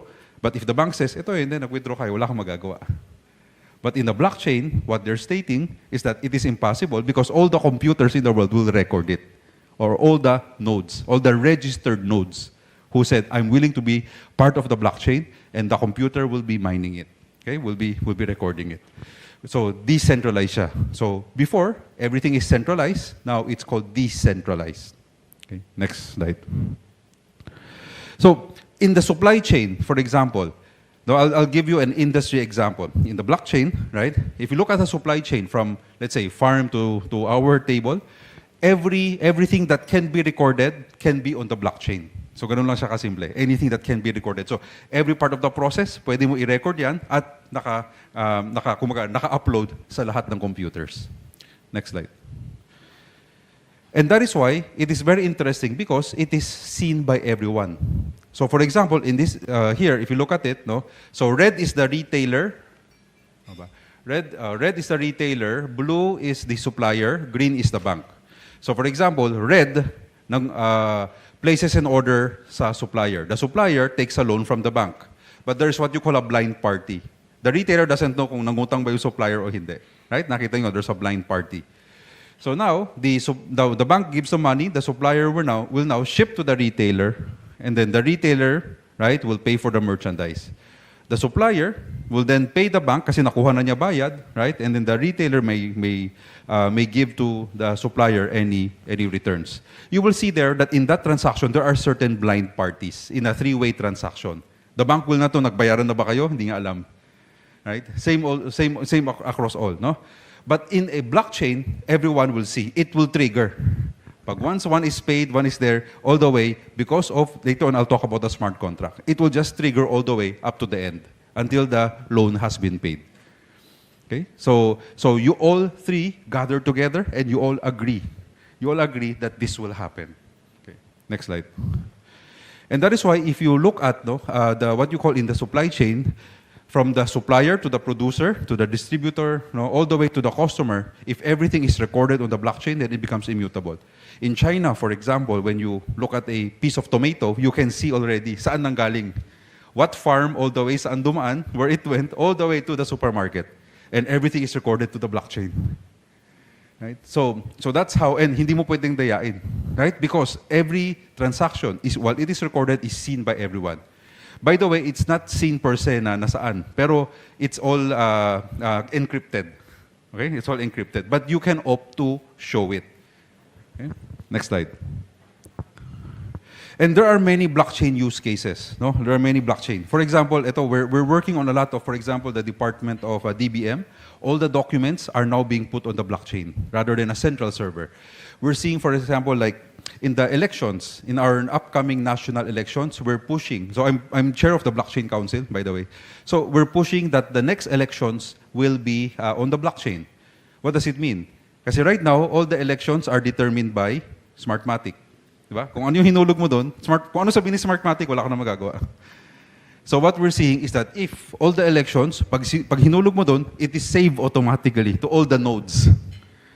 Then it is tamper-proof. Hindi mo magalaw yung server kasi lahat ng computers kailangan i-save eh. So wala kang madadaya na, you inserted the chip or you do whatever and then nawala siya. Right? So it is, again, sabi nga, immutable. Right? You cannot because you have to go through everyone. You need a parang 50+1. No? There's a rule that they created. Next slide. And because of that, Because now that you understand paano yung blockchain, and because it is recorded, ganun din ang principle of a smart contract. So a smart contract means that you identify, you agree with one another, right? You set the conditions for the smart contract to be executed. Then it is now coded into a computer. It is encrypted into blockchain, and it is executed once it is done. Once you all say, tapos na, once it is fulfilled. So na-deliver na, tsak, bayad na kagad yun, automatic. Pag nakuha ko na bayad, bayad na sa bangko. Automatic yun. Right? So that is the difference between using blockchain and using smart contracts. Next slide. So again, the difference, no? Kaya sabi ko later on, it's a question kasi tayo yung third party. Before, two parties, they have a contract, right? And usually they go to a third party and say, okay, everything has been done, please execute, right? And then the execution happens. If it is a smart contract, you do not need a third party anymore because the technology becomes a third party. Because of the blockchain, the smart contract becomes the ultimate verifier. So, 1, 2, 3, 4, it will just follow the technology, it will just follow the business logic of it. Next slide.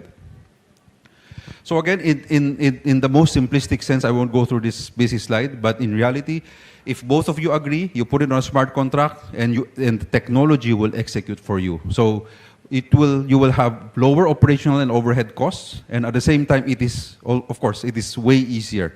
Kasi nga, the technology is the one saying na both of you agree, nagpirma na, okay na. Next slide. So again, here, this is just my final example. No? So Tom wants to send money to Victor. Tom uses blockchain, right, as a platform to execute the entire transaction.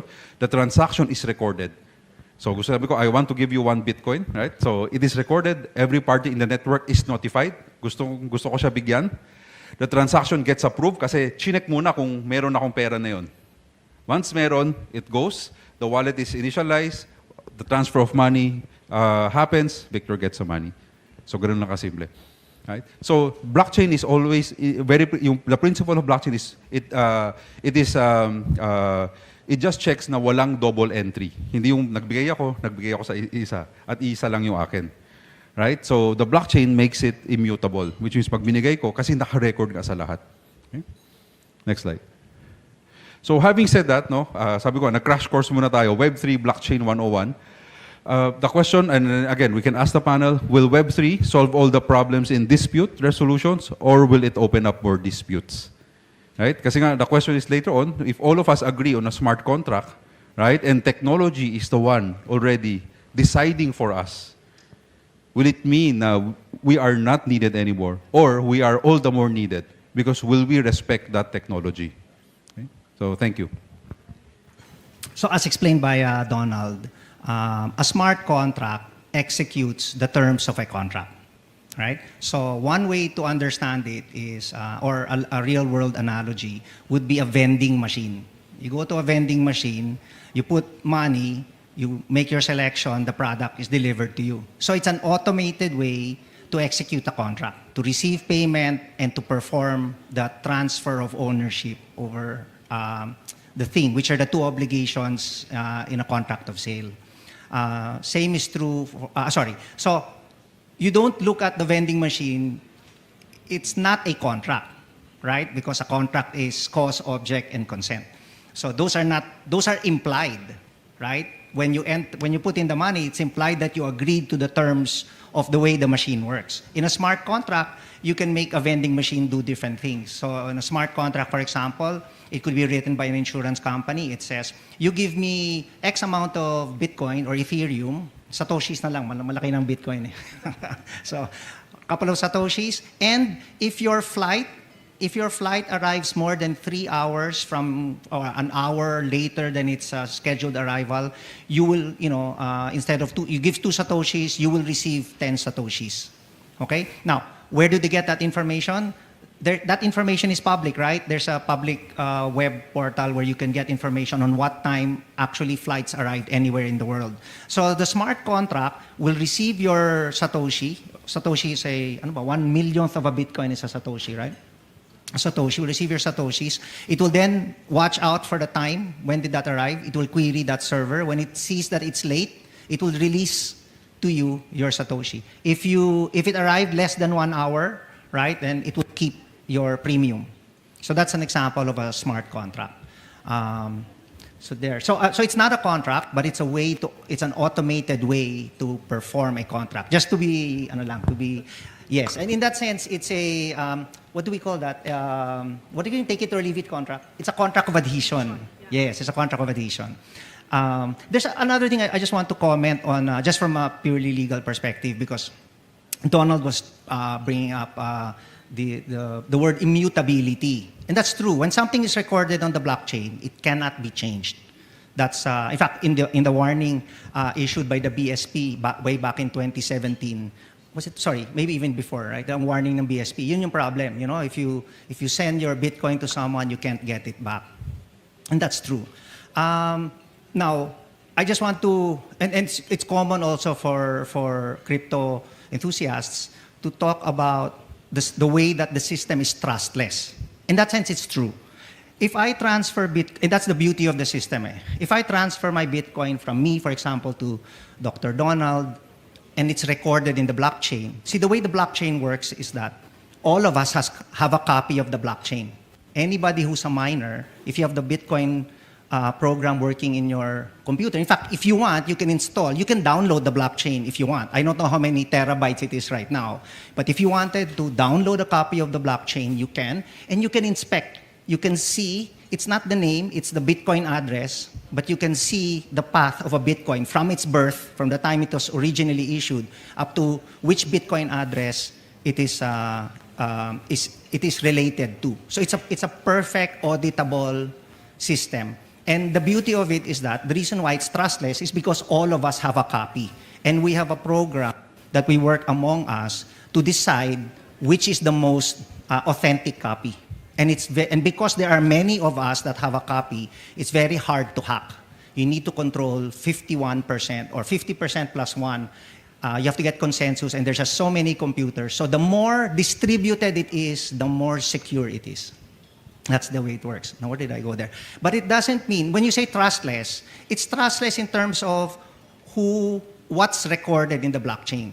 It doesn't mean that you don't need trust in a Bitcoin transaction. So back in the day, in the days before, I was talking to a Bitcoin trader, where this was back, I think, 2014, 2013. He was on chat groups and he wanted to trade Bitcoins. He wanted to buy Bitcoins, wanted to sell Bitcoins. The problem with that is, I'm going to send you money, and back then, siguro, he'll send it by, there's no easy way back then, maybe money transfer, right? Whereas the other guy has to send the Bitcoin to me. And the problem is that, why will he send me a Bitcoin until he receives the money? And then my problem is, why will I send him money if he doesn't send me the Bitcoin? So even back then, they used a trusted third party. Somebody would act as an escrow agent, and you just hope that this guy, you give him the money, you give him the Bitcoin, and then when he's ready, he'll transfer the money here and the Bitcoin there. Nowadays, these trusted third parties that we use in the Philippines since 2017 are registered and licensed virtual asset service providers such as PDAX. PDAX powers Gcrypto, Coins.ph, and a host of other crypto exchanges. I can't remember all of them, but there are all these crypto exchanges that are licensed by the BSP. So they're the ones that you trust to transfer your Bitcoin. And it doesn't mean that there are no disputes. I'll give you, this is an example. Imagine that I am dealing with, say, Dr. Lim, and he gives me the wrong Bitcoin address, right? He gives me the wrong Bitcoin address. Or let's say he uses an intermediary. Let's say he uses Attorney Lin. And Attorney Lin, instead of giving Dr. Lim's Bitcoin address, he gives me her address. So then from my end, sasabihin ko, Dr. Lim, confirmed na on the blockchain. The blockchain has confirmed that I've transferred the address. Meanwhile, Attorney Lin is nowhere to be found. Di ba? Wala na si Attorney Lin, nagtago na siya. So the question there is, does Dr. Lim owe me money? Right? And the question there is, can a suit be filed against Attorney Lin for her to transfer the Bitcoin? So it's immutable on the blockchain, right? But it doesn't mean that the causes of action don't exist, right? So that's the big question, right? Can the court require her to transfer the Bitcoin? Or maybe, in the alternative, issue a judgment in the value of one Bitcoin, and then have proceedings against assets of that value. Okay, ay pataas ang Bitcoin, so the longer the case goes through, palaki yung talo ni Dr. Lim. So I actually have a dumber example. Okay. Donald, you said earlier, you gave an example about the farm-to-table transaction. So for example, I'm the purchaser, and what I purchase are actually San Marzano tomatoes, one of the 3 ingredients of an authentic Napolitana pizza. What came to me are, may kawayan tomatoes, Where do I go? So my question, Emmanuel, is I understand that there's such a thing as a blockchain dispute resolution mechanism. So one of the blocks that Donald discussed earlier, you actually put that on top. So even the dispute can be resolved within the blockchain. My question, Emmanuel, is there any room for traditional ADR methods in these types of disputes involving blockchains and smart contracts? How does ADR come in? Yeah, thank you for the good question. So currently, blockchain-related disputes are resolved, can be resolved on-chain using blockchain arbitration, using blockchain dispute resolution platforms, but they can also be resolved through the traditional ADR systems. And so like for arbitration, mediation conducted by traditional institutions in the region or around the world. So this is what we have seen, the trend. We have seen a few cryptocurrency-related disputes. They are being administered by institutions, leading institutions around the world. So that is what's happening already. So different options are available for the disputants, either on-chain arbitration or off-chain arbitration. Off-chain arbitration will be the traditional, using the traditional ADR system. So that's good. It's comforting to know that ADR still has a role to play, because I can't imagine a normal court going through all this process, trying to digest what Donald has taught us in 5 minutes flat, and try to give a ruling on who is liable now for the delivery of the tomatoes, which are not San Marzano after all. And now I'd like to focus more on dispute resolution mechanisms in the Philippines. So Professor JJ, what dispute resolution mechanisms in the Philippines have you encountered in your practice?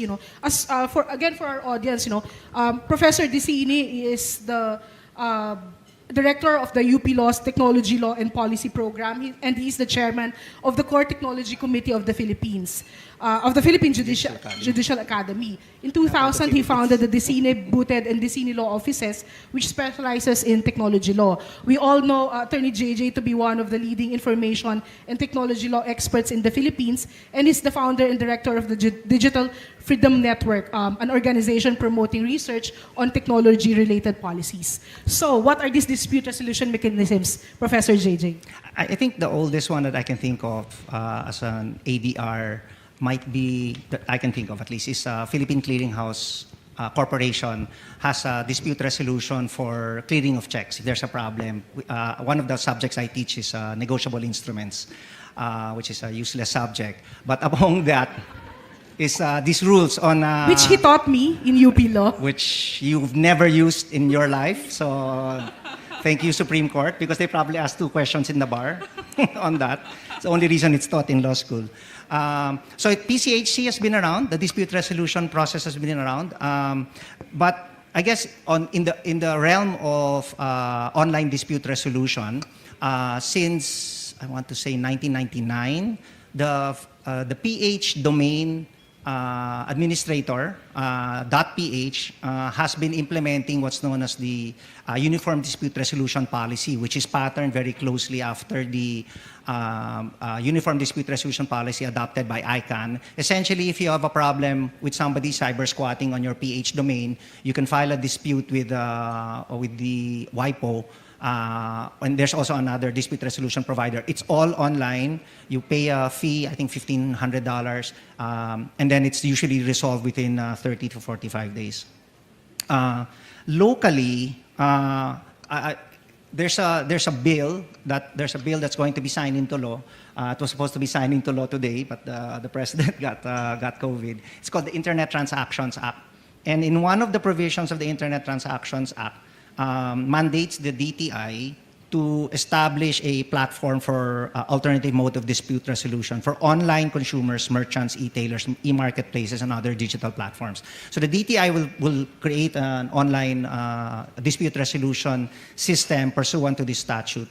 And I think that's in anticipation of all the problems that have already arisen, that they want to push to this ODR, that the BTRCP, the Bureau of Trade Regulation and Consumer Protection, have been receiving consumer complaints involving online scams with a lot of the platforms and problems between platforms and offshore merchants, etc. So these issues will be addressed by the Internet Transactions Act, and the ODR platform, I think, is going to be an alternative place where they can refer people in the disputes for resolution of their problems. Having said that, I want to bring to your attention a problem that maybe a lot of you have heard of, which are online scams. How many here have received a text message supposedly coming from your bank requiring you to log in and right? Lahat tayo, sometimes 5 times a day, 6 times a day. If you receive that and you know someone in your bank, I would urge you to take a screenshot and send it to them, right? Just so they know that it's out there and they can send warnings. Now, there have been a lot of these cases. People have been victimized. People I know, so they receive that message, they don't know what it is, they click on the link, they give the OTP, suddenly all these transactions get done. So in the case of somebody I know, he clicked on it at 11 p.m. By the time he woke up at 5 a.m., 1.5 million had been moved from his account, from one of the major banks, into different places. The nice thing about the banking system is that you know exactly where it went, right? So it says some went to a bank, some went to an online, someone went to ATM machines, which, and of course they withdrew it in ATM machines where they knew that the CCTV was not working. Some went to crypto exchanges, some went to other banks, some went to EMIs. Here's the problem. When you go talk to the bank and you say, I want my money back, they say, we know where it went, right? So let's say that it went from bank A to bank B. When you go to bank B, because of the deposit secrecy law, they're not even allowed to confirm or deny, they're not allowed to confirm even the existence of the account. So even though from the point of view of bank A, they know they transferred it to bank B is not allowed to even identify, not give any information, not even to confirm nor deny. Remember, this happened to a former president who there was a deposit slip. The bank could not confirm nor deny because a bank officer that does that violates the deposit secrecy law and exposes himself to criminal liability. So here's the problem. You have a situation where, and all of these are interconnected, diba? The virtual asset service providers, crypto exchanges, EMI, your GCash, Smart Money, your banks are all interconnected through PesoNet and what's the other one? InstaPay, yes.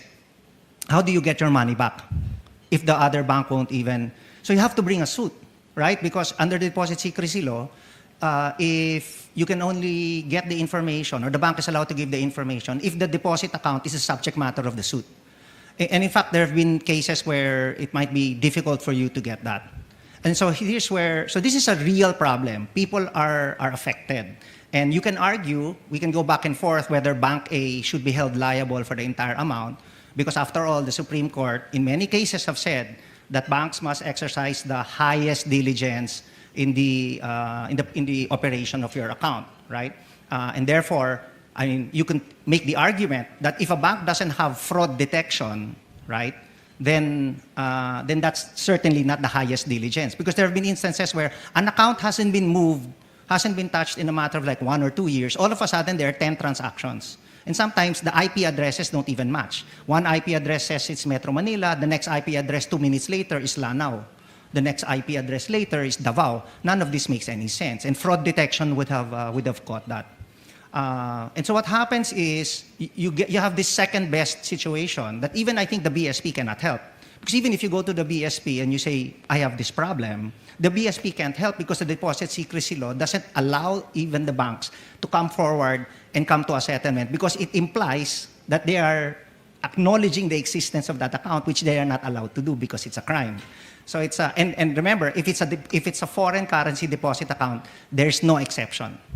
There's no exception if it's a dollar account. So you're deep voodoo if that's the situation. So I was talking to some representatives of the Bangko Sentral Consumer Complaint and Consumer Protection earlier, and we would love to have your input on this. Yeah. So the solution, there's a solution, I think. And the solution is this. The BSP can pass a circular because everybody follows the BSP. Nobody dares question the BSP. And the BSP says do something. When BSP says jump, everybody says how high, right? So the thing to do, I think, is BSP should institute either an ODR or an alternative dispute resolution process, and as part of that, require all banks and BSP regulated financial institutions to require all of their customers to waive deposit secrecy in cases of disputes in order to facilitate settlement of these problems. Because there's pag lumabas yung bank, when it goes from one bank, goes through one bank, then the trail goes cold. You can't even investigate. You can't even even from a criminal investigation standpoint, right? You can't just open a bank account. Let's say it went from bank A to bank B. That means that whoever opened the account in bank B, if they withdrew the money, that guy submitted an ID. So we have at least his face. We have an address, a name, whatever, something to start with. But they're not allowed to give that information. So even the criminal investigation cannot proceed. So I think I would really urge the BSP to move in that direction, and I think the OADR can help in setting up that process, but really lift some of these barriers in resolving these disputes. And I think there's an opportunity here for ODR, because this is something that the BSP is in a peculiar situation where they can they can use their gravitas, so to speak, right, to encourage all the parties to settle these disputes in an amicable way, and therefore increase consumer satisfaction when it comes to use of these online fintechs, etc. Thank you. So, Emmanuel, Professor JJ already mentioned attempts in the Philippines for online dispute resolution. But I think for now, for specific cases like consumer complaints under our Department of Trade and Industry, and perhaps banking disputes, which would be under the Central Bank of the Philippines. But that's not how IBRAM is limited, right? You could deal with all types of disputes. Exactly, any types of commercial disputes, consumer disputes as well. We have different rules, arbitration rules, mediation rules, and what we call the APEC online dispute resolution rules, which actually includes a 3-stage process that includes negotiation first, then mediation, and a final arbitration stage. I think there is no dispute and no question that the use of arbitration has been facilitated by technology. We all agree on that. And we have seen a greater use of technology tools in ADR, and these tools include electronic signature, document exchange platform, and video conferencing systems. There is indeed a degree of digitalization in the ADR space, but compared with the adoption of technology in other sectors, the application of technology in ADR is low. And why am I saying this? It is true that the COVID-19 pandemic has helped and accelerated the adoption of technology in some aspects of ADR proceedings, but as arbitration practitioners, we all know that the current generation of arbitration proceedings mostly relies on email, and it is quite often supplemented by hard copy letters or even hard copy bundles here and there. The idea of virtualization of the entire arbitration procedure has still not been adopted among the dispute resolution community.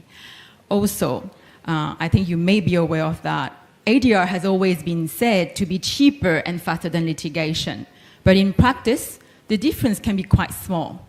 So the question that arises is whether there is anything that can be done to fundamentally augment ADR, and whether digitalizing ADR through ODR could serve as a solution for advancing ADR to its next stage.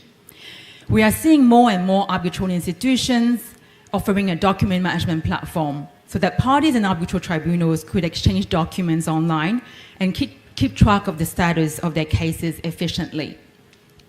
But again, the current generation of case management platforms provides simply a space for disputants to upload and exchange their files. Some more advanced versions also provide the ability to track the procedural timetable. However, I believe that there can be more to this, and this is where ODR comes in. Now, what is ODR? ODR is an integrated end-to-end solution, which means that the entire arbitration or mediation procedure is digitally supported, from submitting a claim to exchange of documents and holding a hearing to getting an arbitral award or a settlement agreement at the end of the case. ODR is not just about, having a document exchange area online or just about conducting a hearing online. It is about moving the entire arbitration proceedings online. And the concept of ODR is not a new development and predates the pandemic. In fact, the first ODR system was developed in the US as early as 1990.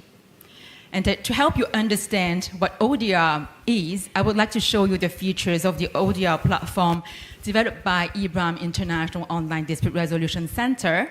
IBRAM is a mediation and arbitration institution from Hong Kong that has ODR capabilities. And we hope that by combining the features of an institution with a law tech company, we are able to provide a unique and comprehensive dispute resolution experience to our users in the region and also in the Philippines. As an institution, IBRAM also administers mediation and arbitration cases under its own arbitration and mediation rules. But as a technology provider, IBRAM also offers its ODR platform for use by parties and arbitrators involved in ad hoc arbitrations or other institutional arbitrations. IBRAM also collaborates with other dispute resolution centers and provides the opportunity for white label partnerships and licensing arrangements. IBRAM is also a recognized ODR provider under the APEC Collaborative Framework for ODR and provides affordable and quick resolution of cross-border disputes, B2B disputes, through an expedited three-stage proceedings that includes negotiation, mediation, and arbitration. But why do we want to move things online? And what is the problem that we are trying to solve here? Right? Why do we not follow the traditional way of handling disputes? So the reasons are, next slide, please. Yeah, yes, this one is fine. Number one is time and cost. Because by moving in-person hearings online, parties do not need to be in one place physically, and this saves a lot of time and cost relating to traveling and accommodation. But by moving online, lawyers will have to spend time identifying and trying to agree with the counterparty on a suitable platform provider for video conferencing or document sharing. However, if the parties choose to use an ODR platform like the one that we developed, which already integrates different features and technology tools, including a video conferencing platform, they no longer need to spend time dealing with the various logistics. They simply need to log into the ODR portal that you can see just behind me and click on the video conferencing room to access the meeting. There's no need for you to send meeting links every time before a meeting or try the system with your counterparty and the concerned arbitrators. Convenience is also another reason. And I think there is no better way for me to just show you right now some of the features and walk you through the ODR platform. Next slide, please. So the commencement of the arbitration process will be done online through the web form that you're seeing. It is a guided process, so if you are a company, if you're not assisted by a lawyer, you can also complete that form online. We'll help you with different questions, we'll tell you what to put into your request for arbitration. But if you're also represented by a lawyer in this arbitration, you can also ask your lawyer to simply upload the request for arbitration in PDF format. Next slide, please. Parties can then communicate through the platform by composing a message or uploading their documents, submissions for the arbitration record. So you can either download a copy of that submission onto your desktop, but also conduct a translation of that of any document exchange to the platform. So as you can see, it is very convenient because everything will be centralized and stored in this platform, so that if you're traveling for business or on holiday, you can just simply log into the portal on your tablet or your smartphone. You can access the files for this matter. Next slide, please. Yeah. So I think we go back to the following one. Yeah, so all communication will be uploaded there, and then following, yeah. No, next one, yes. No, before. Okay, yeah, this one. So I've said you can also perform translation of the documents that have been exchanged or uploaded by your counterparty. So we currently have 15 languages, including Arabic, English, Filipino, Chinese, Japanese, and Thai languages. Next slide, please. So what we have done is we have also integrated an e-signing feature so that if you want to sign the terms reference with the tribunal and the parties, you can use the e-signing feature to sign documents, and if the parties settle the dispute, they can also sign any settlement agreement using the e-signing feature that is available. You simply sign with your mouse, or if you have a touchscreen device, you can sign with a finger, or if you have none of this, you can actually scan a QR code and sign on your smartphone. And it's not just a signature that you're seeing here, because we're also using blockchain technology so that it is immutable and the document cannot be tampered with. It is stored on the blockchain as well. Next slide, please.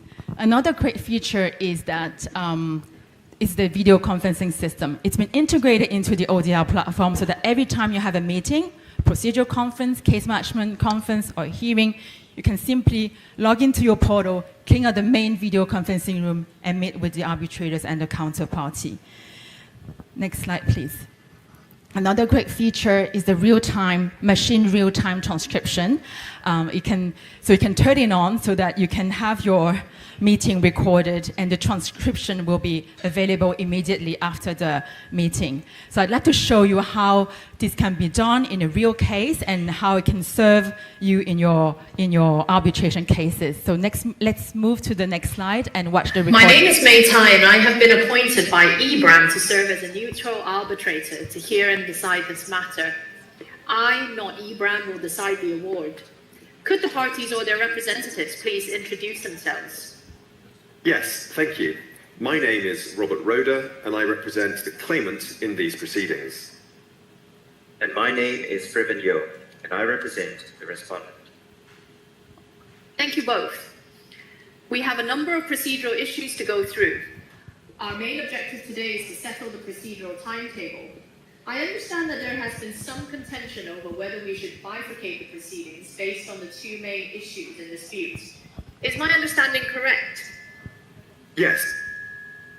Yeah, so we'll stop there. So as you can see, this is not, just to confirm, this is not done by human stenographer, but it's done by AI. So it was recorded live. So you can see that it will help you save time and cost. You don't have to liaise with your counterparty in order to agree on a provider for the transcription, on the cost, and you don't have to even pay for that, because when you adopt the OADR platform, it's part of the administrative fees, and we provide that services at no additional charge. Thank you very much. At dyan na nga po nagtatapos ang Part 1 ng NADRC 2023. Marami na tayong napag-usapang mga paksa at marami pa kayong aabangan sa Part 2 na ipapalabas namin sa season ender ng Usapang ADR sa December 27. Ngunit bago natin tuluyang tapusin ang ating episode, ating bigyan muna ng pansin ang selebrasyon ng National ADR Day. Nakasaad sa Presidential Proclamation No. 518, Series of 2012, na ang December 19 ng bawat taon ay dinedeklara ang National ADR Day. Ito ay itinatag upang hikayatin pa ang mga mamamayan ng bansa na isulong ang paggamit ng ADR. Ang proklamasyong ito ay suportado naman ng mandato ng OADR na isulong, paunlarin at palawakin ang paggamit ng ADR sa pribado at pampublikong sektor. Kaya't sama-sama nating ipagbunyi ang araw na ito sa pamamagitan ng pagtataguyod ng ADR sa ating mga komunidad. Paano? Simply choose ADR. Maraming salamat po sa inyong walang sawang pagsuporta sa mga gawain ng OADR at syempre dito sa Usapang ADR. Abangan po ninyong muli ang susunod na special episode ng Usapang ADR kung saan ating babalikan ang iba pang mga naging kaganapan sa National ADR Convention. Huwag kalilimutang mag-like, follow at mag-subscribe sa aming official social media pages. I-search lamang po ang @OADR official sa Facebook, Instagram at YouTube. Ako po muli ang inyong host, Joyce Ria Estares, tumutok at makibahagi sa makabuluhang usapan patungkol sa ADR. Dahil sa ADR, mas madali, mas mabilis, at mas praktikal ang paggamit ng hustisya.